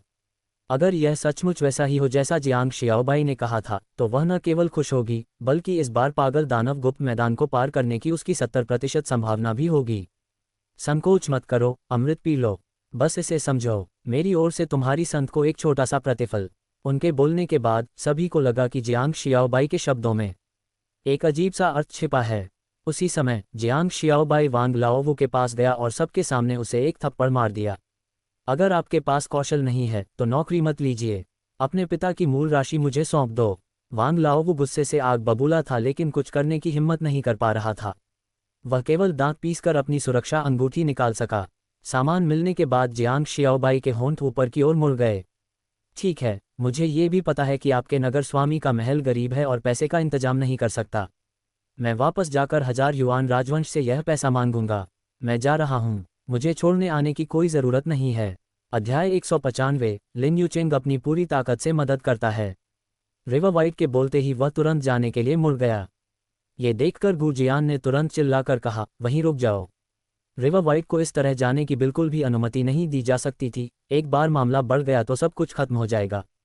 उसी समय गू जियान ने भी एक आदेश दिया और नगर स्वामी के महल के विशेषज्ञों ने एक बार फिर रिवर वाइट को घेर लिया और उसे बाहर जाने से रोक दिया। अब भी तमाशा करना चाहते हो, है ना? रिवर वाइट ने अपनी आंखें सिकोड़ लीं। क्या उन्हें सच में लगा था कि वह नगर स्वामी के महल से लोगों को मारने की हिम्मत नहीं करेगा? तुमने मेरे नगर स्वामी के महल के प्रवेश द्वार पर हाथ उठाया और अब भी तुम्हें लगता है कि तुम ऐसे ही बचकर निकल जाओगे? गू जियान ने ठंडी सांस लेते हुए कहा, तुम पहले जो भी थे, अगर तुमने 1000 युआन राजवंश के कठोर नियमों का उल्लंघन करने की हिम्मत की तो तुम्हारी मृत्यु निश्चित है। उसे नीचे गिराओ। अब गू जियान के पास दिखावे को बनाए रखने के लिए केवल यही बहाना बचा था। उसे विश्वास था कि एल्डर लिन हस्तक्षेप करने की हिम्मत नहीं करेंगे। आखिरकार 1000 युआन राजवंश उसके पीछे खड़ा था, और यद्यपि जियुआन पर्वत शक्तिशाली था, फिर भी उनके लिए इस मामले में हस्तक्षेप करना मुश्किल होगा। जब तक इस कुत्ते जैसे प्राणी को यहीं मार नहीं दिया जाता, तब तक इस मामले को सुलझा हुआ मान लिया जाएगा। गू जियान अभी मन ही मन सोच ही रहा था कि अचानक एक तीखी फटकार सुनाई दी। रुकना! चिल्लाने वाला व्यक्ति लिन यूचेंग के अलावा और कोई नहीं था। इस समय उनका चेहरा क्रोध से भरा हुआ था और साथ ही साथ गहरे सदमे का भाव भी था। ऐसा इसलिए हुआ क्योंकि उसने अभी अभी रिवर वाइट की बातों को सचमुच सुना था और गोली से थोड़ा सा पाउडर खुर्च कर चखा था। हे भगवान! उस प्रचंड औषधीय शक्ति ने उसकी आत्मा को अलौकिक और अविश्वसनीय रूप से आरामदायक महसूस कराया। इस बात का गोंग शुआ की हालत पर वाकई असर पड़ा। एल्डर लिन, अब आपका मतलब क्या है? क्या आप सचमुच राजवंश के मामलों में दखल देना चाहते हैं? गू शियान ने लिन यूचेंग की ओर देखते हुए दांत पीसते हुए चिल्लाया। आज तो मैं देखना चाहूंगा कि कौन मेरे युवा मित्र हॉन्ग पर हाथ उठाने की हिम्मत करता है। लिन यूचेंग ने ठंडी सांस लेते हुए कहा, गू शियान, मैं तुमसे कह रहा हूं, मैं लिन यूचेंग आज इस मामले में जरूर दखल दूंगा। बेशर्मी! उस हॉन्ग शिक्सियन ने राजवंश के कठोर नियमों का उल्लंघन किया है और उसे मरना ही होगा। ये कठोर कानून क्या हैं? ये तो सिर्फ शक्तिहीन लोगों को धमकाने के लिए हैं। मैं अभी आपको बता रहा हूं, ये हॉन्ग शिक्सियन मेरे जियुआन पर्वत का सम्मानित अतिथि है। देखते हैं कि आप उसे छूने की हिम्मत करते हैं या नहीं। लिन यूचेंग ने चिढ़कर कहा, मैं तुमसे कह रहा हूं, मेरा जियुआन पर्वत इस मामले में दखल दे रहा है। ये सिर्फ एक व्यक्ति की रक्षा का मामला है और मैं इसकी कीमत चुका सकता हूं। मेरे प्यारे दोस्त हॉन्ग, निश्चिंत रहो, आज तुम्हें छूने की हिम्मत कोई नहीं करेगा। लिन यूचेंग का कड़ा हस्तक्षेप रिवर वाइट की अपेक्षाओं के अनुरूप था, क्योंकि उनके द्वारा दी गई दोनों गोलियां वास्तव में दुर्लभ थीं। अपनी लाओजुन की मियाग्री के बल पर वह केवल की मियाग्री के माध्यम से ही तियानिक्सुआन महाद्वीप में अपना नाम कमा सकता था और हर कोई उसका सम्मान करता था। इस समय लिन यूचेंग के जबरदस्ती हस्तक्षेप के कारण गू जियान का चेहरा इतना बदसूरत हो गया था मानो उसने कुत्ते का मल खा लिया हो। उसे पता था कि सब खत्म हो चुका है। एल्डर लिन को उनकी नेक सहायता के लिए बहुत बहुत धन्यवाद। मैं हॉन्ग शिक्सियन इस दयालुता को हमेशा याद रखूंगा। रिवर वाइट ने अपने हाथों को जोड़कर कहा, तो मैं अब चलता हूँ। भविष्य में अगर कोई अवसर मिला तो मैं अपना आभार व्यक्त करने आऊँगा। तुम क्या कह रहे हो? मेरे युवा मित्र हॉन्ग, तुमने मेरे जियुआन पर्वत की बहुत मदद की है और तुम तो मेरे जियुआन पर्वत के उपकारक भी हो। अगर मैं इतनी छोटी सी बात में तुम्हारी मदद के लिए आगे न आऊँ तो क्या यह उचित होगा? लिन यूचेंग ने हंसते हुए कहा, भविष्य में आभार व्यक्त करने के लिए आने की कोई आवश्यकता नहीं है। यदि आप मेरे ज़ियुआन पर्वत पर आ सकें तो मैं निश्चित रूप से आपका पूर्ण सम्मानपूर्वक स्वागत करूंगा। हाँ, एल्डर लिन मजाक कर रहे हैं। ये तो बस एक छोटी सी बात है, इसे इतना बड़ा मुद्दा कैसे बनाया जा सकता है? रिवर वाइट ने बहुत ही विनम्रता से कहा। वह हमेशा से ही सम्मान के बदले पैर पटकने में विश्वास रखता था। हालांकि उसने गौर किया कि लिन यूचेंग की निगाहें उसकी ओर और भी अजीब होती जा रही थीं, और वह अपने दिल में एक सिहरन महसूस करने से खुद को रोक नहीं पाया। क्या ये व्यक्ति सचमुच एक बूढ़ा समलैंगिक हो सकता है? ये सोचकर रिवर वाइट का पूरा शरीर कांप उठा। यह इतना उत्तेजक था कि वह इसके बारे में सोचने की हिम्मत नहीं कर पा रहा था, बिल्कुल भी नहीं। फिर रिवर वाइट ने देर नहीं की, सीधे लिन यूचेंग की ओर हाथ जोड़कर इशारा किया, फिर गू जियान को एक अर्थपूर्ण नज़र से देखा और फिर चला गया। आसपास के लोग उसे रोकने के लिए आगे बढ़ने की हिम्मत नहीं कर रहे थे। पहली बात तो ये कि उन्हें गू शियान से कोई आदेश नहीं मिला था, और दूसरी बात, एल्डर लिन का रुतबा अभी भी बेहद खौफनाक था। वे जानते थे कि लिन यूचेंग के सामने उन्हें कुछ भी करने का मौका नहीं मिलेगा। रिवर वाइट को इस तरह जाने देने पर गू जियान को बहुत गुस्सा आया और वह चाहता था कि काश वह उसे वहीं पर थप्पड़ मारकर जान से मार देता, लेकिन वह कुछ नहीं कर सकता था। वह असहाय होकर देखता रहा जब तक कि रिवर वाइट सिटी लॉर्ड के महल से निकलकर रात के अंधेरे में ओझल नहीं हो गया। लिन यूचेंग ने गू जियान की ओर देखा, उसका चेहरा भावहीन था। नगर स्वामी गू, चूंकि ऐसा है तो मैं आपको और परेशान नहीं करूंगा। मुझे अभी कुछ काम है, इसलिए मैं अब चलता हूँ। ये कहकर लिन यूचेंग सीधे वहां से चली गई। उसने उससे और कुछ कहने में समय बर्बाद नहीं किया। सबके चले जाने के बाद गू जियान का चेहरा पहले से ही बेहद विकृत हो चुका था। उसकी आभा हिंसक रूप से उमड़ रही थी और वह विस्फोटक क्रोध की कगार पर पहुंच चुका था। धिक्कार है, धिक्कार है, धिक्कार है! गुस्से से चिल्लाते हुए गू शियान ने तुरंत वांग लाओवू की ओर देखा और कहा, ये सब तुम्हारी गलती है, निकम्मे। अगर तुम न होते तो ऐसा कैसे हो सकता था? वांग लाओवू घबरा गया, तुरंत जमीन पर घुटने टेक कर दया की भीख मांगने लगा। लेकिन गू जियान उसे कैसे जाने दे सकता था? यह आदमी तो हर चीज का सूत्रधार था। तुरंत ही गू शियान ने उसे थप्पड़ मारकर मौत के घाट उतार दिया। लेकिन यह अंत नहीं था। उसकी आध्यात्मिक शक्ति तेज धार वाले ब्लेड में परिवर्तित हो गई, जिसने पल भर में वांग लाओवू के शरीर के टुकड़े टुकड़े कर दिए। ये सचमुच 10,000 टुकड़ों में चीर दिए जाने का वास्तविक उदाहरण था। ऐसे तरीकों को देखकर आसपास मौजूद हर कोई कांप उठा और सबने अपना सिर नीचे कर लिया, एक शब्द भी बोलने की हिम्मत नहीं की। उसके लिए वांछित पोस्टर जारी करो। 50 मिलियन उच्च श्रेणी के स्पिरिट स्टोन का इनाम। मैं कसम खाता हूं कि जब तक वह बदमाश पकड़ा नहीं जाता, मैं चैन से नहीं बैठूंगा। गू जियान ने दांत पीसते हुए रिवर वाइट की पीछे हती हुई आकृति पर दहाड़ मारी। ... आज नगर प्रमुख के महल के प्रवेश द्वार पर जो कुछ हुआ वह पहले ही कियानकुन शहर में फैल चुका है। हर कोई इस बारे में बेतहाशा चर्चा कर रहा था, क्योंकि होंग शिक्सियन ने न केवल 3 पवित्र पुत्रों और पवित्र पुत्रियों को हराया था, बल्कि राजवंश के कठोर नियमों का उल्लंघन करते हुए नगर स्वामी के महल को भी उकसाया था। एक और रिवर वाइट। इस समय होंग शिक्सियन और रिवर वाइट के वांछित पोस्टर शहर के प्रवेश द्वार पर लगे नोटिस बोर्ड को लगभग पूरी तरह से भर चुके थे। अचानक यह मामला कियानकुन शहर में चर्चा का विषय बन गया। शहर के द्वार पर हरे रंग के वस्त्र पहने लोगों का एक समूह अंदर आया। उन्होंने तुरंत देखा कि नोटिस बोर्ड के चारों ओर भीड़ जमा थी, जो उत्साह से भरी हुई थी। बहन लिंगर, लगता है वे फिर से उस रिवर वाइट के बारे में बात कर रहे हैं। एक चंचल लड़की समूह के आगे आए और एक लंबी महिला को देखकर खिलखिलाते हुए बोली, सच में ये रिवर वाइट तो बहुत ही साहसी है। मैं सच में देखना चाहती हूँ कि इस व्यक्ति में किस तरह की क्षमताएं हैं। अरे, तुम तो दिन भर अजीबोगरीब विचारों से भरे रहते हो। अगर तुम साधना पर ध्यान देते तो तुम्हारी साधना का स्तर अब तक कम से कम शरीर से बाहर निकलने की अंतिम अवस्था तक पहुंच गया होता। जुआंग हुआनलिंग ने धीरे से हंसते हुए कहा, छी, मैं आपकी बराबरी कैसे कर सकता हूँ? आप जेड पीक माउंटेन की आशा हैं। शरारती और नटखट, अब और शरारतें नहीं। उनके बगल में बैठी एक सुरुचिपूर्ण अधेड़ उम्र की महिला ने झुंझलाहट में कहा।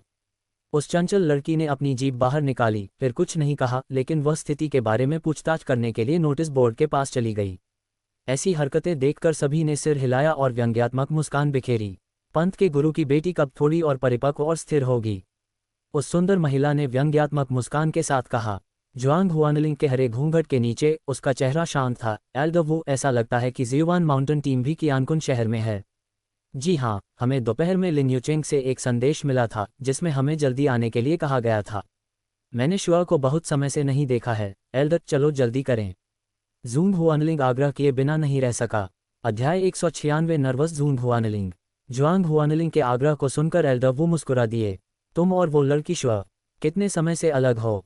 सिर्फ 2 महीने, और अब तुम इसे बर्दाश्त नहीं कर सकते। हे, बहनों का स्नेह बहुत गहरा होता है। जुआंग हुआनलिंग को शायद ही कभी खेलने और हंसने का मौका मिलता था और एल्डर वू स्वाभाविक रूप से इसी वजह से उस पर बहुत स्नेह करते थे। उन्होंने तुरंत टीम को उस सराय की ओर अपनी यात्रा तेज करने का निर्देश दिया जहां वे ठहरने वाले थे, यह अनुमान लगाते हुए कि लिन यूचेंग पहले से ही वहां इंतजार कर रही होगी। तभी जानकारी जुटाने के लिए भागी हुई शरारती लड़की अचानक वापस दौड़ पड़ी। बड़ी खबर, बड़ी खबर! जियांग यू एर ने जल्दी से कहा, बहन लिंग एर, आज कियानकुन शहर में बहुत बड़ी घटना घटी है। होंग शिक्सियन नाम के एक बदमाश ने तीनों महान संत पुत्रों और संतनियों को चुनौती दी है। ली जुवानलिन और लिन सियन उसका मुकाबला नहीं कर पाए और उसने जियुवान पर्वत की गोंग शुआ को भी बेहोश कर दिया। इतना ही नहीं, उसने नगर प्रमुख के महल में भी हंगामा मचा दिया। अब होंग शिक्सियन के लिए नोटिस बोर्ड पर एक नया वांछित पोस्टर लगा है जिसमें 50 मिलियन उच्च श्रेणी के स्पिरिट स्टोन का इनाम रखा गया है। उसके बोलने के बाद जुआंग हुआनलिंग का शरीर अचानक अकड़ गया। तुमने क्या कहा? शुआ गंभीर रूप से घायल और बेहोश है। क्या ये सच है? इस समय जुआंग हुआनलिंग बेहद परेशान थी, ये जानते हुए कि उसका और गोंग शुईर का रिश्ता बहुत अच्छा है। जियांग यू एर ने अब मजाक करने की हिम्मत नहीं की और उसका चेहरा एकदम गंभीर हो गया। बिल्कुल सच है। पूरे कियानकुन शहर में इस मामले की चर्चा हो रही है। ये तो बुरा है, मुझे शुआ से मिलना होगा। अचानक जुआंग हुआनलिंग घबरा गई। उसने अपने पीछे चल रही टीम की अनदेखी की और सराय की ओर अकेले ही तेजी से बढ़ने लगी। बेहद घबराहट की हालत में सराय पहुंचकर जुआंग हुआनलिंग तुरंत उस आंगन की ओर दौड़ी जहां जियुवान पर्वत के शिष्य ठहरे हुए थे। उसने दरवाजा खोला और अंदर तीन कतारों में लोगों को ठसाठस भरा हुआ देखा। अचानक पहले से ही चिंतित जुआंग हुआनलिंग को ऐसा लगा जैसे उस पर किसी भारी हथौड़े से वार किया गया हो। उसका शरीर कुछ हद तक अस्थिर हो गया। हट जाओ, हट जाओ! श्योर अब कैसी है? जुआंग हुआनलिंग बिना किसी झिझक के भीड़ को चीरते हुए अंदर जाने के इरादे से आगे बढ़ी। आसपास के जियुवान पर्वत के शिष्य उस समय पीले पड़ गए जब उन्हें पता चला कि नवागंतुक ज़ेडपीक पर्वत की संतनी जूंग हुआनलिंग थी। यदि इस राक्षसी को संतनी की हालत का पता चल गया तो पूरा मध्य प्रांत फिर से अराजकता में डूब सकता है। खांसी, खांसी, मिस लिंगर, कृपया प्रतीक्षा करें। हमारी संत ठीक हैं, एक प्रमुख शिष्य ने जल्दबाजी में पुकारा। मेरे रास्ते से हट जाओ! जुआंग हुआनलिंग ने ठंडी सांस ली। उसकी विभाजित आत्मा मध्य चरण की साधना शक्ति का विस्फोट हुआ जिससे उसके आसपास मौजूद सभी लोग तुरंत दूर हट गए। फिर उसने अपने हरे घूंघट के जमीन पर गिरने की परवाह न करते हुए चिंतित भाव से कमरे में प्रवेश किया। जैसे ही वह दरवाजे के पास पहुंची, कमरे का दरवाजा खुला और लिन यूचेंग पछतावे से भरी हुई बाहर निकली। अरे लड़की लिंगर, तुम्हें क्या हुआ है? तुम क्यों रो रही हो? लिन यूचेंग ने हैरानी से पूछा। लिन यूचेंग को देखकर जुआंग हुआनलिंग ने खुद को संभाला और जल्दी से पूछा, एल्डर लिन, शुआ कैसी हैं? मेरे पास अभी भी मेरे गुरु द्वारा दी गई कई आध्यात्मिक गोलियां और चमत्कारी दवाएं हैं। इन सभी का सेवन करें। आपको ये सुनिश्चित करना होगा कि शुआ सुरक्षित रहे। लड़की के चिंतित चेहरे को देखकर लिन यूचेंग ने अपना सिर हिलाया और धीरे से मुस्कुराया। ठीक है, ठीक है, तुम इतनी परेशान क्यों हो लड़की? क्या तुमने बाहर कुछ अफवाहें सुनी हैं? जूंग हुआनलिंग स्तब्ध रह गया। हाँ, श्योर आज बेहोश हो गई थी, लेकिन यह अफवाहों की तरह व्यापक रूप से नहीं फैली है कि वह गंभीर रूप से घायल और बेहोश थी। वास्तव में यह उसके अपने अस्थिर क्षेत्र और आंतरिक गर्मी के हमले के कारण हुआ। अब वह ठीक है। इतना ही नहीं, उसका एक बहुत ही सुखद संयोग भी हुआ है। लिन यूचेंग की बातें सुनकर जुआंग हुआनलिंग का चिंतित हृदय अंततः शांत हो गया, लेकिन वह अभी भी गोंग शुआ के बारे में चिंतित थी। एल्डर लिन, मुझे बस एक बार देखने दीजिए, बस एक नज़र। ठीक है, इसमें कोई दिक्कत नहीं है, लेकिन ध्यान रहे कि उसे परेशान न करें। पहले उसे खुद ठीक होने दें। कल सुबह तक वह बिल्कुल ठीक हो जाएगी। लिन यूचेंग ने धीरे से सिर हिलाया और फिर एक तरफ हट गई। जुआंग हुआनलिंग अंदर दौड़ी, लेकिन उसकी हरकतें सतर्क थीं क्योंकि उसे डर था कि कहीं वह गोंग शुई को परेशान न कर दे। बिस्तर पर लेटी गोंग शुई को देखकर, जिसका चेहरा कुछ पीला पड़ गया था और आंखें बेहोशी में कसकर बंद थीं, जून हुआनलिंग की आंखों में आंसू आ गए, लेकिन उसने अपना वादा निभाया। एक नज़र डालने और कुछ देर रुकने के बाद उसने अपने आंसू पोंछे और सीधे बाहर चली गई। बाहर जेड पीक माउंटेन की टीम भी पहुंच चुकी थी और लिन यूचेंग आज की घटनाओं के बारे में वो रोक्स्यू को समझा रही थी। एल्डर लिन, आज वास्तव में क्या हुआ? इस समय तक जुआंग हुआनलिंग ने अपना हरा घूंघट ओढ़ लिया था। उसकी खुली आंखें निर्मल और शांत थीं। लिन यूचेंग ने कड़वी मुस्कान के साथ आज की सारी घटनाएं विस्तार से बताईं, लेकिन उन्होंने ये जिक्र नहीं किया कि जियांग शियाओबाई ने उसे दवा दी थी। उन्होंने पहले गोंग शुई की हालत पर नज़र रखने की योजना बनाई, उसके बाद ही इस बारे में कोई फैसला लेने का सोचा। अन्यथा अगर उसने इसका जिक्र किया और जियांग शियाओबाई द्वारा दी गई दवा बेकार निकली तो यह उल्टा पड़ जाएगा। हालांकि यह सिर्फ एक सामान्य झड़प थी। और गोंग शुआ की बेहोशी का जियांग शियाओबाई से सीधा कोई संबंध नहीं था, फिर भी हर कोई महसूस कर सकता था कि इस समय जुआंग हुआनलिंग काफ़ी गुस्से में थी। जियुवान पर्वत के कई शिष्यों को रोंगटे खड़े हो गए। ये सब खत्म हो गया, ये सब खत्म हो गया, ये राक्षसी क्रोधित है। मध्य प्रांत एक बार फिर उथल पुथल की चपेट में आने वाला है।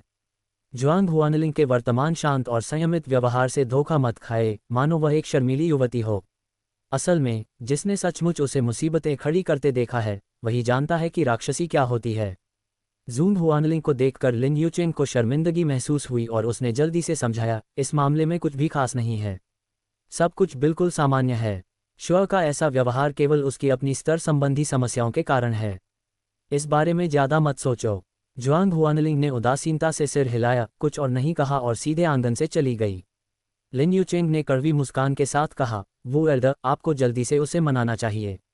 वह होंग शिक्सियन सीधी सादी नहीं है और मैं सचमुच इस युवक को पसंद करती हूँ। कृपया गलतफहमी न पालें। एल्डर वू के चेहरे पर भी कड़वाहट थी। क्या तुम्हें लगता है कि मैं उसे मनाने की कोशिश नहीं करना चाहता? मैं उसे ऐसे मामलों में मना नहीं सकता। यहाँ तक कि संप्रदाय के गुरु भी उसे मना नहीं सकते। शायद केवल वह लड़की शुआ ही कुछ हद तक मददगार साबित हो सकती है। उद्धरण चिन्ह, हम अपनी एकता को टूटने नहीं दे सकते। होंग शिक्सियन के पीछे वाकई कोई बहुत बड़ी ताकत है। इतना ही नहीं, उसकी प्रतिभा और क्षमता मैंने पहले कभी नहीं देखी। क्या आप विश्वास कर सकते हैं कि नासिका आत्मा अवस्था में कोई व्यक्ति प्रारंभिक अवस्था के व्याकुलता क्षेत्र में किसी व्यक्ति से मुकाबला कर सकता है? वो रोक्स्यू ने भी सिर हिलाया, ये वाकई काफ़ी प्रभावशाली है। चलो, मैं उस लड़की से बात करने जाती हूँ। ठीक है, हम वाकई लापरवाही नहीं बरत सकते। होंग शिक्सियन संभवतः पागल दानव गुप्त मैदान में प्रशिक्षण लेने जा रहा है। बेहतर होगा कि वे तब मिलें और साथ जाएं, इससे उनके सफलतापूर्वक आगे बढ़ने की संभावना बढ़ जाएगी। तुरंत ही वू रोक्स्यू ने देरी करने की हिम्मत नहीं की और जल्दी से जुआंग हुआनलिंग को ढूंढने चली गई। एल्डर वो, निश्चिंत रहें, लिंग एर जानती है कि वह क्या कर रही है। बस उस एक वाक्य ने ही उसे चुप करा दिया। वो रोक्स्यू इतनी चिंतित थी कि वह बार बार कड़वी मुस्कान दे रही थी, फिर भी उसे इसका कोई हल नहीं सूझ रहा था। अंत में उसके पास केवल यही विकल्प बचा था कि वह जेड पीक माउंटेन के संप्रदाय प्रमुख को इस मामले की जानकारी दे और उनसे होंग शिक्सियन की रक्षा के लिए शक्तिशाली साधकों को भेजने का अनुरोध करे। आखिरकार सभी जानते थे कि जब संत क्रोधित हो जाती थीं तो वे कितनी भयानक हो सकती थीं। जेड पीक माउंटेन के संप्रदाय प्रमुख भी बेहद चिंतित हो गए और उन्होंने तुरंत एक वरिष्ठ व्यक्ति को होंग शिक्सियन की तलाश में भेजा, क्योंकि उन्हें डर था कि जुआंग हुआनलिंग उन्हें नुकसान पहुंचा सकता है। इसी बीच कियानकुन शहर से 100 मील दूर एक घनी वन घाटी में जियांग शियाओबाई को इस बात का बिल्कुल भी अंदाजा नहीं था कि एक बड़ी मुसीबत उसकी ओर आ रही है, और वह अभी भी आन रान के साथ खुशी खुशी मांस भून रहा था। अध्याय 197 बिल्ली और चूहा। बॉस, सच कहूं तो उस समय 10 अरब का मुनाफा भी अच्छा खासा था, आन रान ने भुना हुआ मांस खाते हुए और जियांग शियाओबाई को उलझन भरी नजरों से देखते हुए कहा। जियांग शियाओबाई ने उपहास करते हुए कहा, 10 अरब कैसे पर्याप्त हो सकते हैं? नहीं बॉस, आप सचमुच 1000 युआन राजवंश से 50 अरब उच्च श्रेणी के स्पिरिट स्टोन लेना चाहते हैं, है ना? 50 अरब, 1000 युआन राजवंश, इसके लिए कैसे राजी हो सकता है? आन रान ने हैरानी से कहा। लेकिन जियांग शियाओबाई ने शांत भाव से मुस्कुराते हुए कहा, चूंकि तुम अपने बॉस का अनुसरण कर रहे हो, इसलिए आज तुम्हारा बॉस तुम्हें सबक सिखाएगा। मुझे आपसे पूछने दीजिए, सिहाई नगर के स्वामी के महल को धमकाने की हमारी पिछली कार्रवाइयों को आप क्या कहते हैं? एनरान ने भुने हुए मांस को चबाते हुए भौहें चढ़ाईं और बुदबुदाते हुए कहा, लूटपाट। मुझे लगता है ऐसा ही है। खैर, यह एक अनुचित सौदा था। जियांग शियाओबाई ने धीरे से कहा, इस तरह के कारोबार से आमतौर पर लोग आपसे नफरत करने लगते हैं और दूसरे पक्ष को गुस्सा दिलाना आसान होता है। इसी वजह से 1000 युआन राजवंश ने मेरी गिरफ्तारी के लिए भारी इनाम रखा है। लेकिन आपको ये जानना चाहिए कि हर चीज़ के लिए एक उचित कारण होना जरूरी है। जब तक हमारे पास तर्क है, हम चाहे कुछ भी करें, हम हमेशा सही होंगे, और यही काफ़ी है। जियांग शियाओबाई ने मांस का एक टुकड़ा खाते हुए स्पष्ट स्वर में कहा, देखो, पहले सिहाई शहर ने मुझ पर अचानक हमला किया और मुझे जान से मारने की कोशिश की। मैंने उनका मुकाबला किया। ये तो बिल्कुल तर्कसंगत है ना? एनरान ने जल्दी से सिर हिलाया। अब 1000 युआन राजवंश पर हमारा 50 अरब उच्च श्रेणी के स्पिरिट स्टोन का लिखित दायित्व है। इसका भी हमारे पास कारण है ना? ओह बॉस, आप सही कह रहे हैं, ये सचमुच ऐसा ही है। आन रान को अचानक एहसास हुआ। देखो, सही तो हम हैं। अगर हम पलड़ा भारी होने पर भी जोरदार बहस न करें और कोई रहम न दिखाएं, तो हम क्या कर रहे हैं? जियांग शियाओबाई ने मुस्कुराते हुए कहा। लेकिन बॉस, 1000 युआन राजवंश बेवकूफ़ नहीं है, वे निश्चित रूप से हमें वह पैसा नहीं देंगे। हम नहीं चाहते कि वे इसे दें। ये शब्द उसके मुंह से निकलते ही आनरान का छोटा सा सिर इन्हें समझ नहीं पाया। उसने अपना सिर खुजाया और जल्दी से कहा, बॉस, आपका इससे क्या मतलब है? अगर वे इसे देने से इनकार करते हैं और हमारे पास इसका कारण है, तो क्या उन्हें लूटना गलत है? क्या उनकी असाधारण प्रतिभा का दुरुपयोग करना गलत है? क्या उनकी आध्यात्मिक पत्थर की खान को छीनने और उनके प्रतिभाशाली राक्षसों के खजाने को छीनने में कोई समस्या है? अचानक एनरान को एक अंतर्दृष्टि प्राप्त हुई। वाह बॉस, आप तो वाकई कमाल के हैं। मेरे पिताजी के शब्दों में तुम काफ़ी बेशर्म हो, तुम काफ़ी निर्भीक हो और मुझे ये पसंद है। जियांग शियाओबाई का चेहरा पल भर में काले धब्बों से भर गया। क्या तुम ठीक से बोल सकते हो? इसे ही तो मुनाफा बढ़ाना कहते हैं। अगर मैं उनसे 100 अरब उच्च श्रेणी के स्पिरिट स्टोन भी छीन लूं तो भी यह हद से ज़्यादा नहीं होगा। उन्हें अविवेकी होने के लिए किसने कहा? चूंकि वे लापरवाही से काम करना चाहते हैं, इसलिए मुझे भी लापरवाही से काम करने के लिए मजबूर होना पड़ेगा, समझे? समझ गया, समझ गया। इसीलिए आप बॉस हैं और मैं आपका अधीनस्थ। आपकी दूरदृष्टि और अंतर्दृष्टि की तुलना मुझसे सचमुच नहीं की जा सकती। एनरान खिलखिलाकर हंस पड़ी और भी ज़्यादा उत्साहित हो गई। तो हम लूटपाट कब शुरू करने वाले हैं? जल्दी मत करो, हमें पहले 1000 युआन राजवंश को इसकी भनक लगने देनी होगी। तभी हमारे पास उचित कारण होगा। अन्यथा अगर किसी को स्थिति का पता नहीं चला और हमने उन्हें लूट लिया, तो क्या 1000 युआन राजवंश ही पीड़ित नहीं बन जाएगा? जियांग शियाओबाई ने हल्की सी मुस्कान के साथ कहा, अब सबसे पहले पागल दानव शहर जाना है। अपने संपर्कों का इस्तेमाल करके मेरे लिए एक जगह पक्की करवा दो और फिर हम डकैती की तैयारी कर सकते हैं। ठीक है बॉस, इसकी चिंता मत कीजिए, इसे मुझ पर छोड़ दीजिए। एनरान ने अपनी छाती थपथपाई और वादा किया। पेट भर खाना खाने और थोड़ी देर आराम करने के बाद दोनों जल्दी से अपने रास्ते पर चल पड़े। उसी समय कियानकुन शहर में जुआंग हुआनलिंग के प्रांगण में 5 काले वस्त्रधारी लोग सम्मानपूर्वक उसके सामने खड़े थे। अंधेरे में अगर कोई ध्यान से न देखे तो शायद उन्हें देख भी न पाए।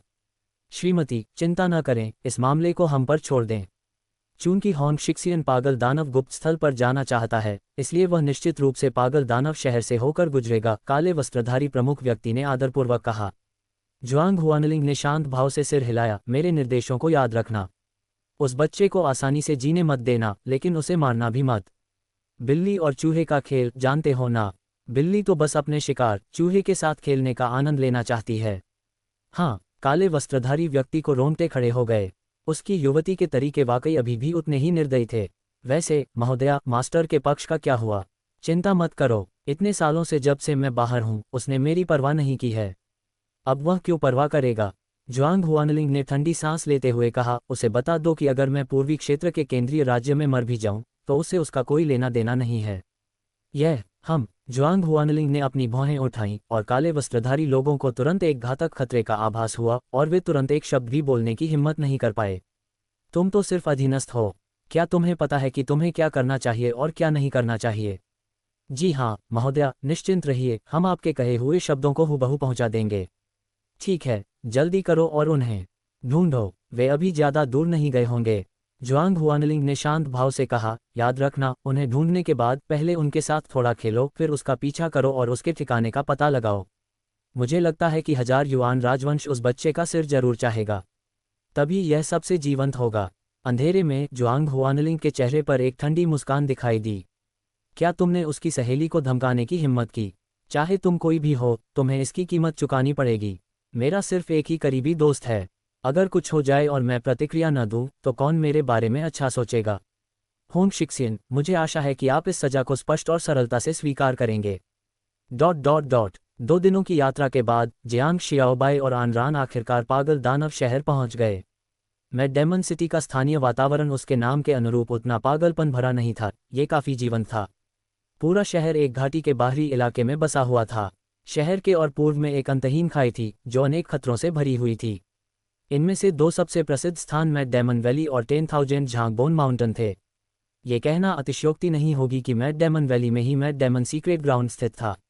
बाहरी इलाका खतरनाक नहीं था, लेकिन अंदर जाने पर खतरे बढ़ जाते थे और मैट डेमन सीक्रेट ग्राउंड ठीक बीच में ही था। पागल दानव गुप्त मैदान में प्रवेश करने के लिए पागल दानव घाटी से गुजरना आवश्यक था, लेकिन वहां बहुत सारे खतरे होने के कारण ही पागल दानव गुप्त मैदान अत्यधिक खतरनाक था। 10,000 झांग हड्डियों वाले पर्वत के बारे में अफवाह थी कि वह हड्डियों से बना है, लेकिन इसका असली कारण किसी को नहीं पता था। वे बस इतना जानते थे कि पर्वत की चोटी अब बादलों में ऊंची उठती है, एकदम खाली और वीरान। कोई भी ऐसी जगह पर नहीं जाएगा, लेकिन ये बोन माउंटेन एक पहचान बन गया था, मानो एक पर्यटक आकर्षण का केंद्र हो। यह उल्लेख करना उचित होगा कि यह अस्थि पर्वत पागल दानव घाटी के सामने था और पागल दानव गुप्त मैदान में जाने के लिए अनिवार्य रूप से यहाँ से होकर गुजरना पड़ता था। सड़क पर चलते हुए जियांग शियाओबाई ने अपने चेहरे पर एक उत्साहित मुस्कान के साथ अपने आसपास के जीवन दृश्य को देखा। वह हंगामा खड़ा करने ही वाला था, तो भला वह उत्साहित क्यों नहीं होता। पहले हम खाना खा लेते हैं, फिर उस व्यक्ति को ढूंढने चलते हैं जिसका आपने जिक्र किया था। बॉस, मुझे यहाँ एक रेस्टोरेंट पता है जो बहुत ही स्वादिष्ट है।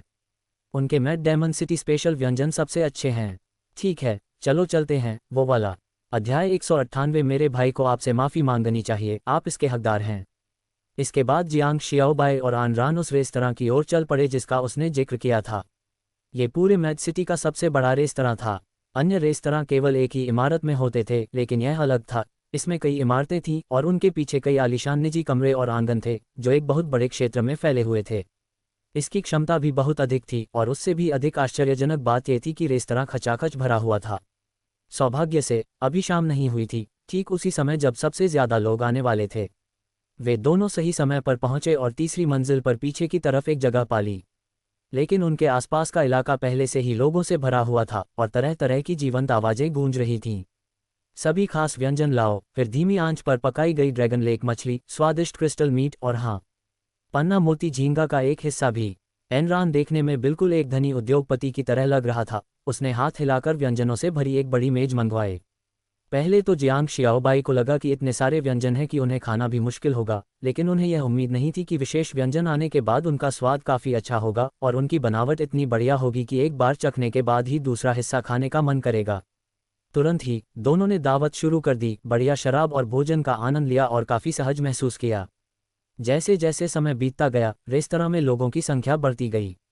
इसी समय जियांग शियाओबाई के बगल वाली मेज पर बैठे लोग चले गए और एक और समूह आ गया, कुल 7 लोग, जिनमें पुरुष और महिलाएं दोनों शामिल थे। वे सातों वर्दी पहने हुए थे और किसी संप्रदाय के अनुयायी प्रतीत हो रहे थे। यह पागलों का शहर सचमुच एक बड़ा शहर है जहां हर जगह संप्रदाय के शिष्य दिखाई देते हैं, जियांग शियाओबाई ने खाना खाते हुए भावुक होकर कहा। एनरान ने भी सिर हिलाया। मैं बगल वाली मेज पर बैठे लोगों के पहनावे को जानती हूँ। वे किसी संप्रदाय के शिष्य नहीं, बल्कि अकादमी के शिष्य हैं। अरे, अकादमी का क्या मतलब है? जियांग शियाओबाई उत्सुक हो गया। उसने ये शब्द पहले कभी नहीं सुना था। 1000 युआन राजवंश द्वारा अकादमियों का आयोजन किया जाता है, जिसका अर्थ है कि ये अकादमियां राजवंश की भावी शक्ति हैं। वे राजवंश को पुनर्जीवित करने के लिए नए प्रतिभावान लोगों को तैयार करती हैं। एनरान ने धाराप्रवाह बोलते हुए कहा, बेशक अकादमियों को भी अच्छे और बुरे में विभाजित किया जाता है। मुझे पता है कि राजवंश की 4 अकादमियां हैं। उनके पहनावे को देखकर लगता है कि वे वो हाई अकादमी से हैं जो चारों अकादमियों में दूसरे स्थान पर है।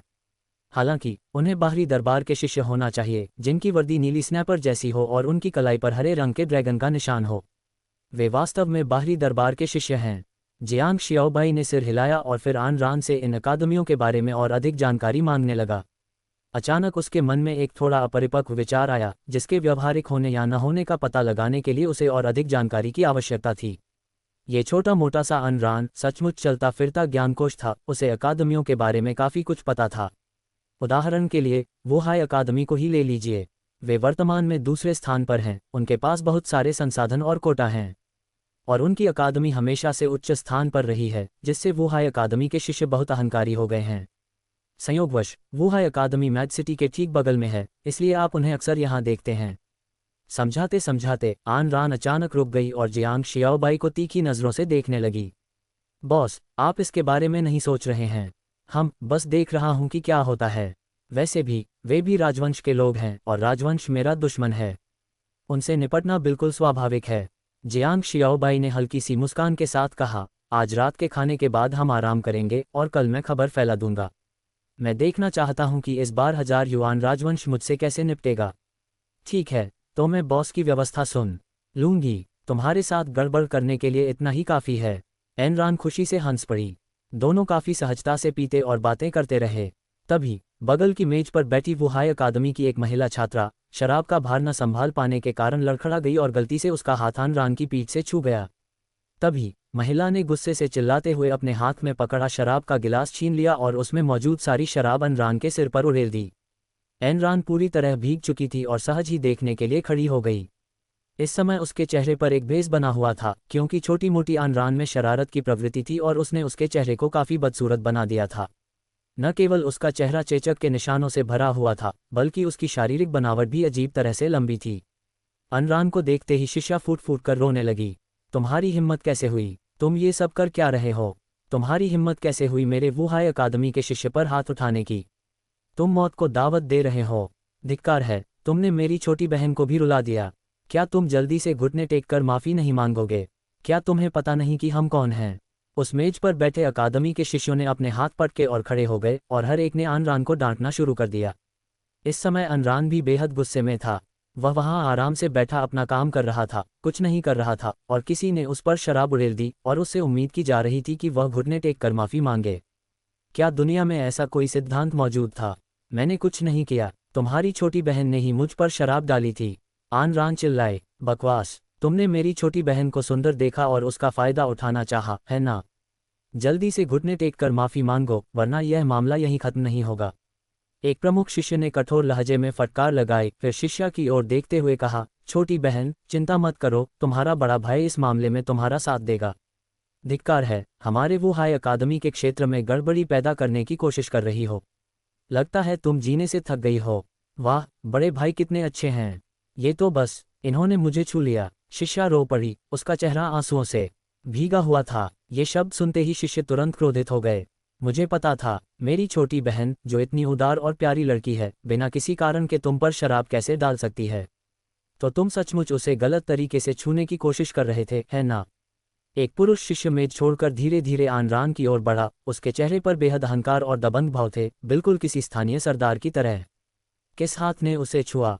अभी अपना हाथ काट लो, शायद मैं तुम्हारी जान बख्श दूं। ऐसे घमंडी शब्दों से अनरान तुरंत क्रोधित हो गया।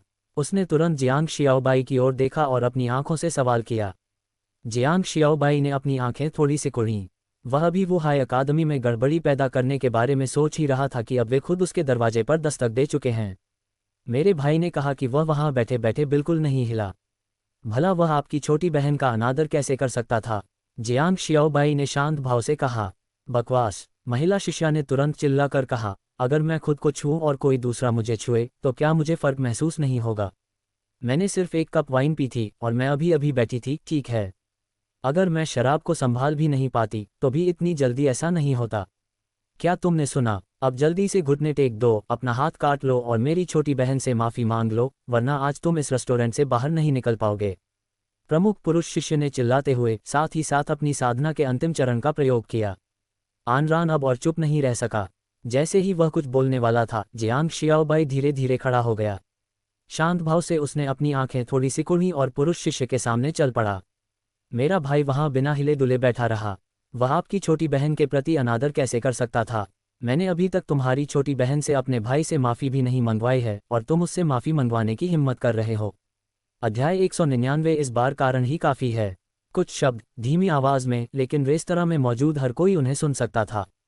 इतना ही नहीं, जियांग शियाओबाई के बोलने के बाद रेस्तरां की पूरी तीसरी मंजिल पर सन्नाटा छा गया। वहां मौजूद सभी उत्साही भोजन करने वाले लोग जियांग शियाओबाई को हैरानी भरे भावों से देख रहे थे। हे भगवान, आज तो मेरी आंखें खुल ही गईं। मैंने सचमुच किसी को मैट डेविल सिटी में वुहाई अकादमी के शिष्य के खिलाफ जाने की हिम्मत करते देखा। इस लड़के को सचमुच यह नहीं पता कि उसके लिए क्या अच्छा है। चाहे कुछ भी हो जाए, वुहाई अकादमी के शिष्य के खिलाफ जाना सचमुच मौत को दावत देना है। अब सब खत्म हो गया है, यह मामला अब बड़ा हो गया है। मैं देखना चाहता हूं कि बाद में उस बच्चे की मौत कैसे होती है। सबके चेहरों पर बेहद ठंडे भाव थे।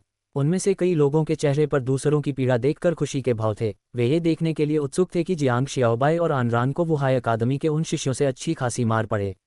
उसी समय जियांग शियाओबाई के सामने खड़ा पुरुष शिष्य भी क्रोधित हो गया। बच्चे, तुम पहले ऐसे व्यक्ति हो जिसने यहाँ मेरे साथ इतनी धृष्टता दिखाने की हिम्मत की है। शाबाश, बहुत शाबाश, सचमुच बहुत शाबाश। शिष्य ने बोलते समय ताली बजाई। हालांकि उसके चेहरे पर काफी घमंड और गुस्से का भाव था। स्पष्ट रूप से उसका इरादा जियांग शियाओबाई के प्रति असभ्य व्यवहार करने का था। मेरे भाई ने कुछ भी गलत नहीं किया। तुम्हारी छोटी बहन ने मेरे भाई के सिर पर शराब उड़ेल दी। अब तुम इसके बारे में क्या करने की योजना बना रहे हो? जियांग शियाओबाई ने शांत भाव से कहा। अरे, तुम तो हद ही कर रहे हो, है ना?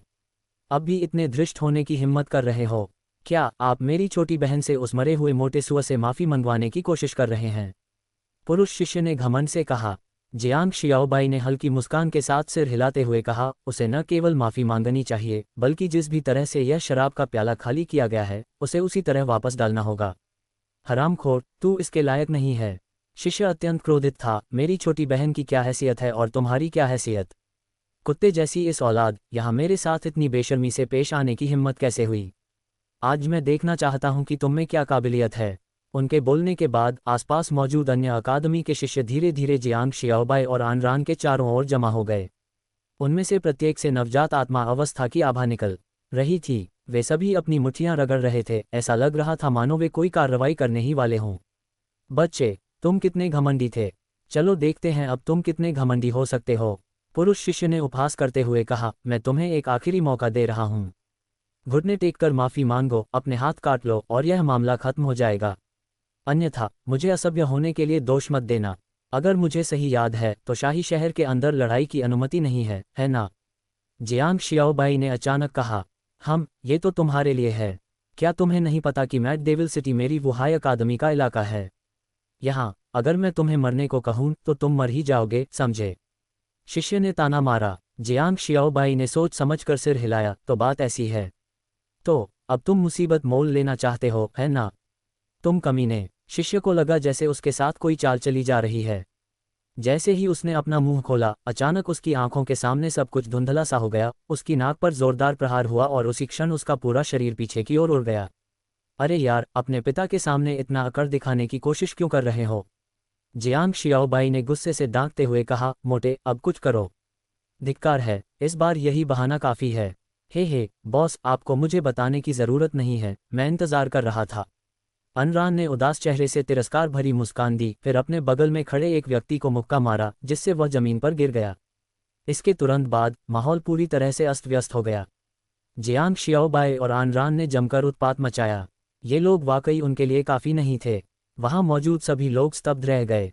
उन्हें विश्वास नहीं हो रहा था कि जियांग शियाओबाई और आनरान ने रेस्तरां में वुहाई अकादमी के शिष्यों पर हमला करने की हिम्मत की। पलक झपकते ही वुहाई अकादमी के सभी 6 शिष्यों को उन दोनों ने जमीन पर गिरा दिया। उसी समय आनरान एक व्यक्ति के ऊपर सवार होकर लगातार उसके सिर पर मुक्के बरसा रही थी। तुमने मुझे बदसूरत कहा, धिक्कार है। जन्म से लेकर आज तक किसी ने मुझे बदसूरत नहीं कहा। आनरान ने मुक्के मारते हुए दहाड़ मारी। और जियांग शियाओबाई भी अपवाद नहीं था। उसने उस शिष्य के चेहरे पर पैर रख दिया जो पहले उस पर चिल्ला रहा था। क्या तुम मेरी काबिलियत देखना नहीं चाहते थे? अब मैं तुम्हें काफ़ी कुछ दिखा देता हूँ। हरामखोरों, तुम मर चुके हो। शिष्य अब भी क्रोधित होकर दहाड़ रहा था। यहाँ हम पर हमला करने की हिम्मत कैसे हुई? मैं तुम्हें निश्चित रूप से मौत के घाट उतार दूंगा। भौंकना बंद करो। क्या तुम्हें लगता है कि तुम्हारे पास इसके लिए योग्यता है? जियांग शियाओबाई ने हल्की सी मुस्कान बिखेरी, फिर अपने पैर से थोड़ा सा दबाव डाला। देखते ही देखते उस व्यक्ति का चेहरा पैनकेक की तरह लगभग चपटा हो गया। तीसरी मंजिल पर लगातार दर्द भरी चीखें गूंज रही थीं। फिर जियांग शियाओबाई ने आनरान को बुलाया और फिर रोती हुई महिला के पास कदम दर कदम चलकर गई। इस समय शिष्या रोने की हिम्मत नहीं कर पा रही थी। उसने लाल आंखों और कांपते शरीर के साथ जियांग शियाओबाई को देखा। मैं आपसे आखिरी बार अभी यही पूछ रहा हूँ, क्या सचमुच मेरे भाई ने जानबूझकर आपको परेशान करने की कोशिश की थी? जियांग शियाओबाई ने मुस्कुराते हुए कहा। उनकी मुस्कान बहुत ही दयालु थी, लेकिन उस महिला शिष्या की नज़र में ऐसी मुस्कान किसी शैतान की मुस्कान मात्र थी। जैसे ही जियांग शियाओबाई पास आया, शिष्या लगातार पीछे हटती गई। उसका शरीर और भी अधिक कांपने लगा। गलती से उसका पैर लुढ़कते हुए शराब के बर्तन पर पड़ गया और वह सीधे जमीन पर गिर पड़ी। मैं आपसे एक सवाल पूछ रहा हूँ, अभी अभी असल में क्या हुआ? नहीं, इसमें मेरी कोई गलती नहीं है। ओह, तो आप मेरे भाई की बदनामी कर रहे हैं? जियांग शियाओबाई ने हल्की हंसी के साथ कहा। नहीं, मैंने सच में ऐसा नहीं किया। मुझे माफ़ कर दो, यह मेरी गलती थी। मैं बस गलती से उससे टकरा गई थी। मैं बहुत नशे में थी, कृपया मुझे छोड़ दो। महिला शिष्या रोते हुए दया की भीख मांगने लगी। जियांग शियाओबाई ने हल्के से सिर हिलाया और आनरान की ओर देखते हुए कहा, तुमने सही सुना ना? इस महिला ने पहले ही कह दिया है कि वह जानबूझकर तुम्हारी बदनामी कर रही थी, इस तथ्य का फायदा उठाते हुए कि वह वुहाई अकादमी की शिष्या है और मनमानी कर सकती है। नहीं, ऐसा नहीं है। मैं तारानकन थप्पड़। तारानकन। इससे पहले कि शिष्या अपना वाक्य पूरा कर पाती, आनरान आगे बढ़ी और उसने जोरदार थप्पड़ मार दिया। उसके चेहरे का बायां हिस्सा तुरंत सूज गया और उसका पहले का नाजुक चेहरा अब सुअर के सिर जैसा दिखने लगा। क्या आपको सच में लगता है कि आपकी वो हाई अकादमी इतनी शानदार है? एनरान ने ताना मारते हुए कहा, और तुम मुझे बदनाम करने की हिम्मत करते हो और मुझे बदसूरत कहने की भी हिम्मत करते हो। धिक्कार है, मेरे जीवन में किसी ने कभी ऐसा नहीं कहा। आसपास मौजूद सभी लोगों ने आनरान की दहाड़ सुनी, फिर उसके चेहरे पर मौजूद चेचक के निशानों को देखने के लिए मुड़े और एक पल के लिए वे थोड़े भ्रमित महसूस हुए। क्या ये बदसूरत नहीं है? उसी समय आनरान अभी भी गुस्से में लग रही थी और उसने आगे बढ़कर उसे 2 और जोरदार थप्पड़ मारे, फिर कुछ लातें भी मारीं। उसने महिला शिष्या को तब तक पीटा जब तक कि उसकी पहचान करना असंभव हो गया। इसके तुरंत बाद उसने पास की एक मेज से शराब का एक बर्तन उठाया। सबके सामने उसने महिला शिष्या की गर्दन पकड़ी और उसके सिर से लेकर पैरों तक शराब उड़ेल दी। धिक्कार है, ये तो हद से ज़्यादा ज्यादती है। क्या तुम्हें सच में लगता है कि मेरा स्वभाव अच्छा है? आनरान ने ठंडी सांस लेते हुए लापरवाही से शराब का बर्तन फेंक दिया। उसी समय जियांग शियाओबाई ने भी जमीन पर मौजूद सभी लोगों से सभी भंडारण अंगूठियां एकत्र कर लीं और आनरान के पास आ गया। हालांकि हैरानी की बात यह थी कि जियांग शियाओबाई तुरंत वहां से नहीं गया। आप सभी को कुछ बताने का यह एक अच्छा अवसर है, जियांग शियाओबाई ने हल्की मुस्कान के साथ कहा, मानो वह किसी बहुत ही हल्के फुल्के विषय पर बात कर रहा हो। 1000 युआन राजवंश पर मेरे 5 अरब उच्च श्रेणी के स्पिरिट स्टोन का कर्ज है और वे भुगतान करने से इनकार कर रहे हैं। सबूत के तौर पर यह लिखित समझौता है। मैं ये भी चाहता हूं कि सभी को पता चले कि 1000 युआन राजवंश का चरित्र कैसा है। ये सुनकर वहां मौजूद सभी लोग अचंभित रह गए। अध्याय 200 क्रोध। सबके चेहरे अविश्वास से भरे हुए थे। ये जानना जरूरी है कि जियांग शियाओबाई और आनरान ने न केवल वुहाई अकादमी के कई शिष्यों को जमीन पर गिराकर और उन्हें रगड़कर अपमानित किया था, बल्कि इससे भी महत्वपूर्ण बात यह है कि उन्होंने राजवंश के चेहरे पर तमाचा मारा था। और अब जियांग शियाओबाई ने एक और बड़ा खुलासा किया, 1000 युआन राजवंश वास्तव में उसे 5 अरब उच्च श्रेणी के स्पिरिट स्टोन का कर्जदार था और ये लिखित में था। चौंकाने वाली बात सिर्फ यह नहीं थी कि 1000 युआन राजवंश पर उसका इतना अधिक उच्च श्रेणी का स्पिरिट स्टोन क्यों बकाया था, बल्कि यह थी कि जियांग शियाओबाई ने इतने सारे लोगों के सामने इतने सार्वजनिक स्थान पर इस मामले के बारे में बोलने की हिम्मत कैसे की। इस तरह 1000 युआन राजवंश को सिर्फ थोड़ी सी बदनामी ही नहीं बल्कि बहुत कुछ खोना पड़ेगा। आपके हाव भाव देखकर लगता है कि आप सबको खबर मिल गई होगी। अच्छा, फिर मिलते हैं। जियांग शियाओबाई ने हल्की सी मुस्कान बिखेरी और सीधे आनरान के साथ चली गई। क्या तुम मजाक कर रहे हो? अगर वे अभी नहीं निकले तो क्या वे रेस्टोरेंट और पागल दानव राजधानी की प्रतिक्रिया का इंतजार करेंगे और उन्हें घेरने और दबाने के लिए विशेषज्ञों को भेजेंगे? शहर के बाहर जियांग शियाओबाई के पास भागने का रास्ता होता, लेकिन शहर के अंदर नहीं। शहर के द्वार बंद होते ही कई विशेषज्ञ उन्हें एक जार में कछुओं की तरह फंसा लेते थे। कितना अप्रिय! अगर पूरे शहर को सील करने के लिए कुछ सीलिंग सिस्टम भी होते तो यह और भी कम मजेदार होता। इतना ही नहीं, जियांग शियाओबाई की हरकतें बिल्कुल सही थीं। उसके जाने के कुछ ही पलों बाद विशेषज्ञ आ गए, जिनमें से आधे मैट डेमन कैपिटल से, 2 रेस्टोरेंट से और 3 दिग्गज वुहाई अकादमी से थे।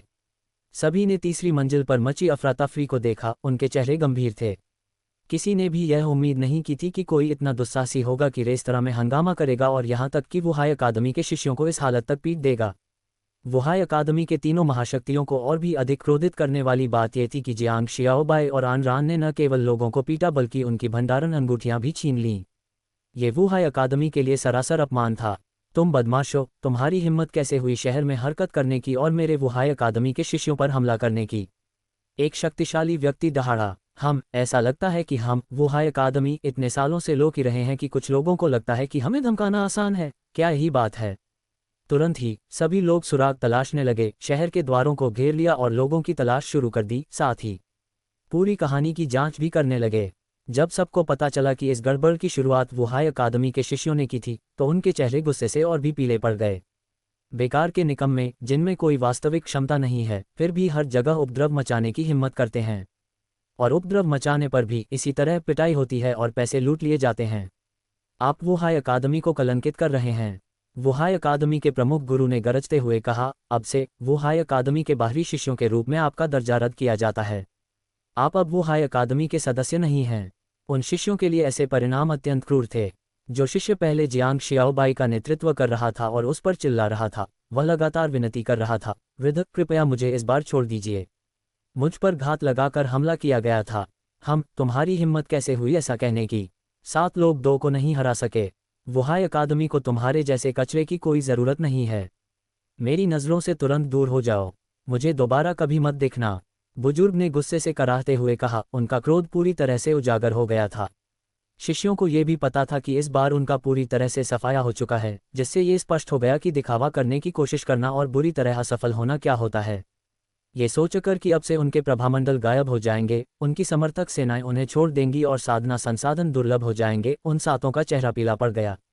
प्रमुख शिष्य ने अनजाने में उस महिला शिष्य की ओर देखा जिसने परेशानी खड़ी की थी। उसके चेहरे पर भयंकर क्रोध के भाव उभर आए थे और गुस्से में आकर वह आगे बढ़ा, महिला शिष्या के बाल पकड़े और उसे पीटने लगा। अरे कमीनी, ये सब तुम्हारी गलती है। अगर तुमने ये सब न किया होता तो क्या हम भी इसमें फंस जाते? हाँ, तुम ही हो कमीनी। अगर मैंने तुम्हें आज नहीं मारा तो मैं तुम्हारा उपनाम अपना लूंगा। सब कुछ खो देने के बाद वे कुछ लोग पूरी तरह से अपना मानसिक संतुलन खो बैठे थे। ये दृश्य देखकर वुहाई अकादमी के वरिष्ठ अधिकारी और भी क्रोधित हो गए, मानो खून थूक रहे हों। क्या ये काफी शर्मनाक नहीं था? निकल जाओ, तुम सब निकल जाओ। अपने विशाल हाथ के एक इशारे से जैसे ही आध्यात्मिक शक्ति फैली, ये कुछ लोग हवा में उड़ गए और फिर किसी ने उन्हें बाहर घसीट कर फेंक दिया। उनका भाग्य अत्यंत दुखद था, लेकिन किसी ने भी उनके प्रति दया या सहानुभूति नहीं दिखाई। यह एक ऐसी दुनिया थी जहां बलवान लोग कमजोरों का शोषण करते थे।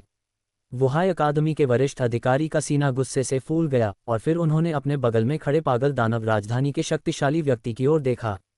जांच करो, तुम्हें उन्हें मेरे लिए ढूंढना होगा। जो कोई भी वुहाई अकादमी का सम्मान नहीं करता, उसे मरना होगा।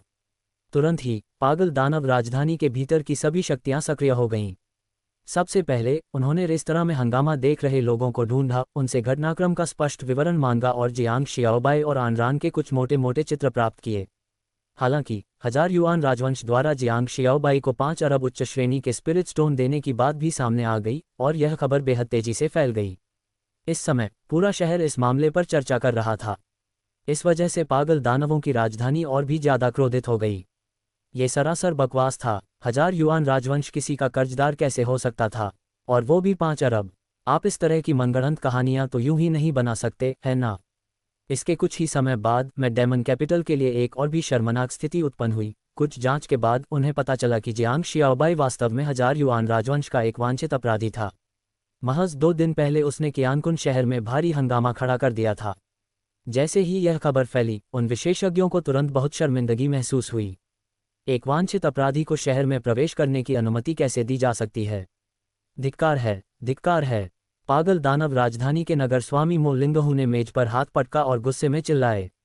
ये घटना अभूतपूर्व थी। वह तुरंत गुस्से से पागल हो गया और उसने लोगों को शहर और आसपास के इलाकों में जियांग शियाओबाई और आनरान के ठिकाने की तलाश करने का आदेश दिया, जबकि वुहाई अकादमी ने भी सहायता के लिए लोगों को भेजा।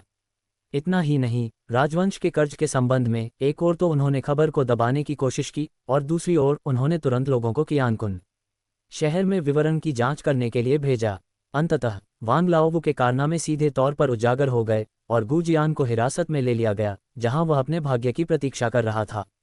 आखिरकार 1000 युआन राजवंश को कलंकित करने वाले तो वे ही थे। यह अराजकता अगली सुबह तक जारी रही। पागल दानवों की राजधानी में अभी भी अराजकता फैली हुई थी और कई लोगों ने यह भी देखा कि वांछित पोस्ट में होंग शिक्सियन पर इनाम की राशि बहुत अधिक थी। धन की संभावना को देखते हुए सभी लोग उसकी तलाश में जुट गए। इसी समय जियुवान माउंटेन और स्वॉर्ड सी सेक्ट जैसे संप्रदायों की टीमें भी मैड डेमन कैपिटल पहुंच गईं। जब उन्हें घटना के बारे में पता चला तो वे सभी आश्चर्यचकित रह गए। ये लड़का, ये तो बिल्कुल भी शांत नहीं रह सकता। 2 दिन पहले ही इसने कियानकुन शहर में हंगामा खड़ा किया था और अब ये पागल दानवों की राजधानी में वुहाई अकादमी के शिष्यों पर हमला कर रहा है। जियान लाओ सान ने आह भरी। लिन यूचेंग भी हैरान थे, वह वाकई बहुत साहसी है।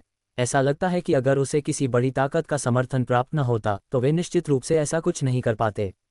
हाँ, मुझे भी ऐसा ही लगता है। कई बुजुर्ग होंग शिक्सियन से संबंधित मामलों पर चर्चा करने के लिए एकत्रित हुए, जबकि उनके बगल में जुआंग हुआनलिंग शांतिपूर्वक एक रथ में बैठी थी और गाड़ी के अंदर गोंग शुइया थीं, जो कोमा में थीं। अध्याय 201। ये सब होंग शिक्सियन की वजह से है। यात्रा के इन दिनों के दौरान गोंग शुआ बेहोश रहीं। हालांकि उन्होंने 2 गोलियां ली थीं, लेकिन इतने कम समय में कोई असर नहीं दिखा। एक अच्छी दोस्त होने के नाते जुआंग हुआनलिंग गाड़ी के पास ही खड़ी रही, कभी वहां से नहीं हटी। किसी को नहीं पता था कि वह क्या सोच रही थी।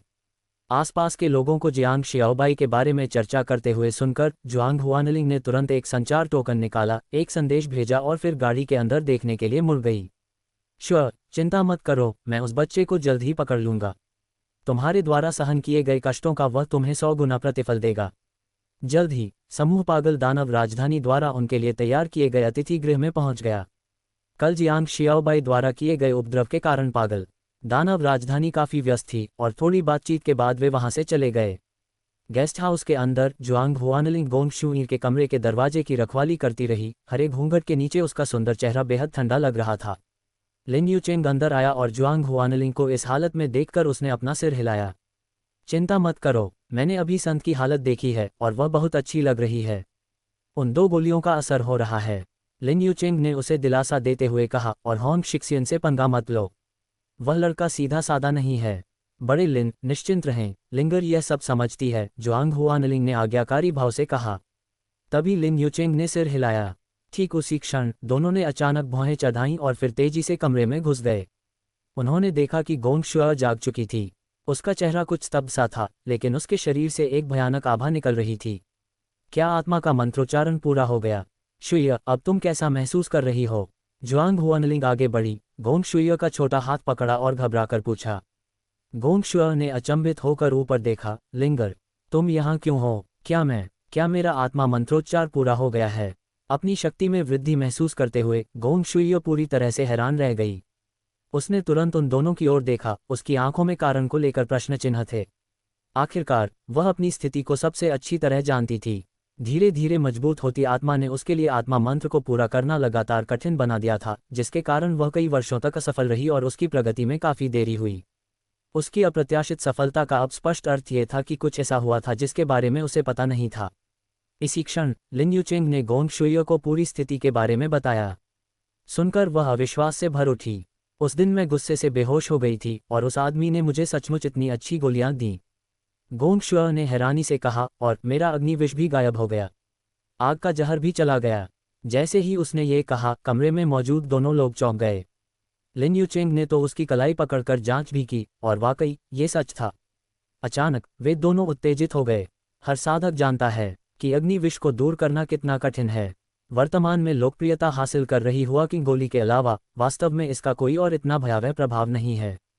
पल भर में तीनों को एहसास हुआ कि जियांग शियाओबाई द्वारा निकाली गई गोलियां साधारण नहीं थीं। इस बार मेरा जियुवान पर्वत वास्तव में युवा मित्र होंग का बहुत बड़ा ऋणी है। लिन यूचेंग ने आह भरी। गोंग शुआ के चेहरे पर भी बेहद जटिलता के भाव थे। इससे पहले वह जियांग शियाओबाई से काफी नाराज थी, क्योंकि उसे लगता था कि ऐसा अहंकारी और तुच्छ व्यक्ति बिल्कुल बेतुका है। लेकिन अब जो हुआ उसने सब कुछ पूरी तरह बदल दिया। पहली बात तो ये कि ये दोनों गोलियां बेहद कीमती थीं, फिर भी दूसरे पक्ष ने उन्हें इतनी लापरवाही से उसे दे दिया। इससे साबित होता है कि उनका दिमाग बहुत ही खुला हुआ था। यदि इसका उद्देश्य जियुवान पर्वत के साथ अच्छे संबंध स्थापित करना और उन्हें अपने पक्ष में करना था, तो जियांग शियाओबाई को अब तक गर्व से ये सब प्रदर्शित करना चाहिए था, लेकिन उसने ऐसा नहीं किया और उसने एल्डरलिन की मदद को भी ठुकरा दिया। अचानक गोंग शुआ को अपने दिल में एक गहरी जटिलता का एहसास हुआ, और उसके बगल में बैठी जुआंग हुआनलिंग भी भौहें चढ़ाए खड़ी थी। तभी पास के एक गेस्ट हाउस से अचानक एक विशाल आभा निकली, जो बेहद धार्मिक थी और स्पष्ट रूप से संकेत दे रही थी कि किसी ने बाधा को पार कर लिया है। इसके बाद लिन यूचेंग भी बाहर गया और कुछ पूछताछ के बाद उसे पता चला कि तलवार सागर संप्रदाय के संत पुत्र ली जुवानलिन ने ही सफलता प्राप्त की थी। ऐसा एहसास वाकई बहुत गहरा होता है। अगर होंग शिक्सियन से लड़ाई न हुई होती तो शायद मुझे धार्मिक तलवारबाजी की तीसरी परत को पार करने में कम से कम 1 और साल लग जाता। इस समय ली जुवानलिन सदमे से भरे चेहरे के साथ अपनी ताकत का अनुभव कर रहा था। एक तरफ तो वह अपनी इस सफलता को लेकर उत्साहित था, वहीं दूसरी तरफ वह भावनाओं से भरा हुआ था, क्योंकि यह पूरी सफलता जियांग शियाओबाई के साथ उसकी लड़ाई से उपजी थी। आसपास के सभी लोग उसे बधाई दे रहे थे, लेकिन ली जुवानलिन को अपने दिल में बेचैनी महसूस हो रही थी। उन्हें हमेशा लगता था कि इसका जियांग शियाओबाई से बहुत गहरा संबंध है। आप सभी को बधाई के लिए धन्यवाद। इस बार अगर ऐसा न होता तो। उद्धरण चिन्ह होंग शिक्सियन, भविष्य में जब मैं तुमसे दोबारा मिलूंगा तो तुम्हारे साथ एक जोरदार लड़ाई जरूर लड़ूंगा। ली जुवानलिन के मन में जियांग शियाओबाई के प्रति दृष्टिकोण में काफी बदलाव आ चुका था। अब वह दूसरे पक्ष को अहंकारी बदमाश नहीं समझता था, बल्कि उसके मन में कृतज्ञता का भाव था। और गोंग शुआ का जागृत होना, साथ ही उसके आत्मा मंत्र का पूर्ण रूप से संपन्न होना, सभी को चौंका गया। ये 2 प्रमुख घटनाएं एक के बाद एक घटी, दोनों ही होंग शिक्सियन से संबंधित थीं, जिसके कारण इन संप्रदाय की टीमों में उनके बारे में जिज्ञासा पैदा हो गई और उनके दृष्टिकोण में भी काफी बदलाव आया। जहां रुको, तुम ऐसा नहीं करोगे। गेस्ट हाउस के अंदर गोंग शुई बोलने में हिचकिचा रही थी। उसे हमेशा लगता था कि जुआंग हुआनलिंग फिर से कुछ गड़बड़ कर रहा है। हम चाहे कुछ भी हो जाए, उस बच्चे ने तुम्हें तकलीफ दी है, इसलिए उसे इसकी कीमत चुकानी ही चाहिए। ये लड़का बेहद घमंडी है और पहली नज़र में ही पता चल जाता है कि यह अच्छा इंसान नहीं है। बेशक, मैं इसे सबक सिखाऊंगा, जुआंग हुआनलिंग ने कहा। फिर उसने दिल में दर्द भरे चेहरे के साथ गोंग शुइय की ओर देखा। शुइय, चिंता मत करो, मैं बस उसे सबक सिखाने जा रही हूँ, कुछ नहीं होगा। ओह, तुम लड़की, गोंग शुइय ने भी आह भरी और ज्यादा कुछ नहीं कहा। वह जूंग हुआनलिंग के स्वभाव को जानती थी। एक बार जब वह किसी बात को ठान लेती थी तो 10 बैल भी उसे पीछे नहीं हटा सकते थे। वह बेहद जिद्दी थी। लेकिन फिर दोबारा, उस दिन इतना अहंकारी और उद्दंड होने के लिए तुम्हें थोड़ी सी सजा देना ही उचित है। ये सोचकर गोंग शुइय के चेहरे पर एक विजयी मुस्कान आ गई और फिर उसने जुआंग हुआनलिंग के साथ कुछ निजी बातें करना शुरू कर दिया। जब सभी लोग जियांग शियाओबाई के बारे में चर्चा कर रहे थे और उसके ठिकाने की तलाश कर रहे थे, तभी वह और आनरान एक बार फिर चुपके से पागल दानवों की राजधानी में घुस गए। इस बार वे कोटा लेने आए थे।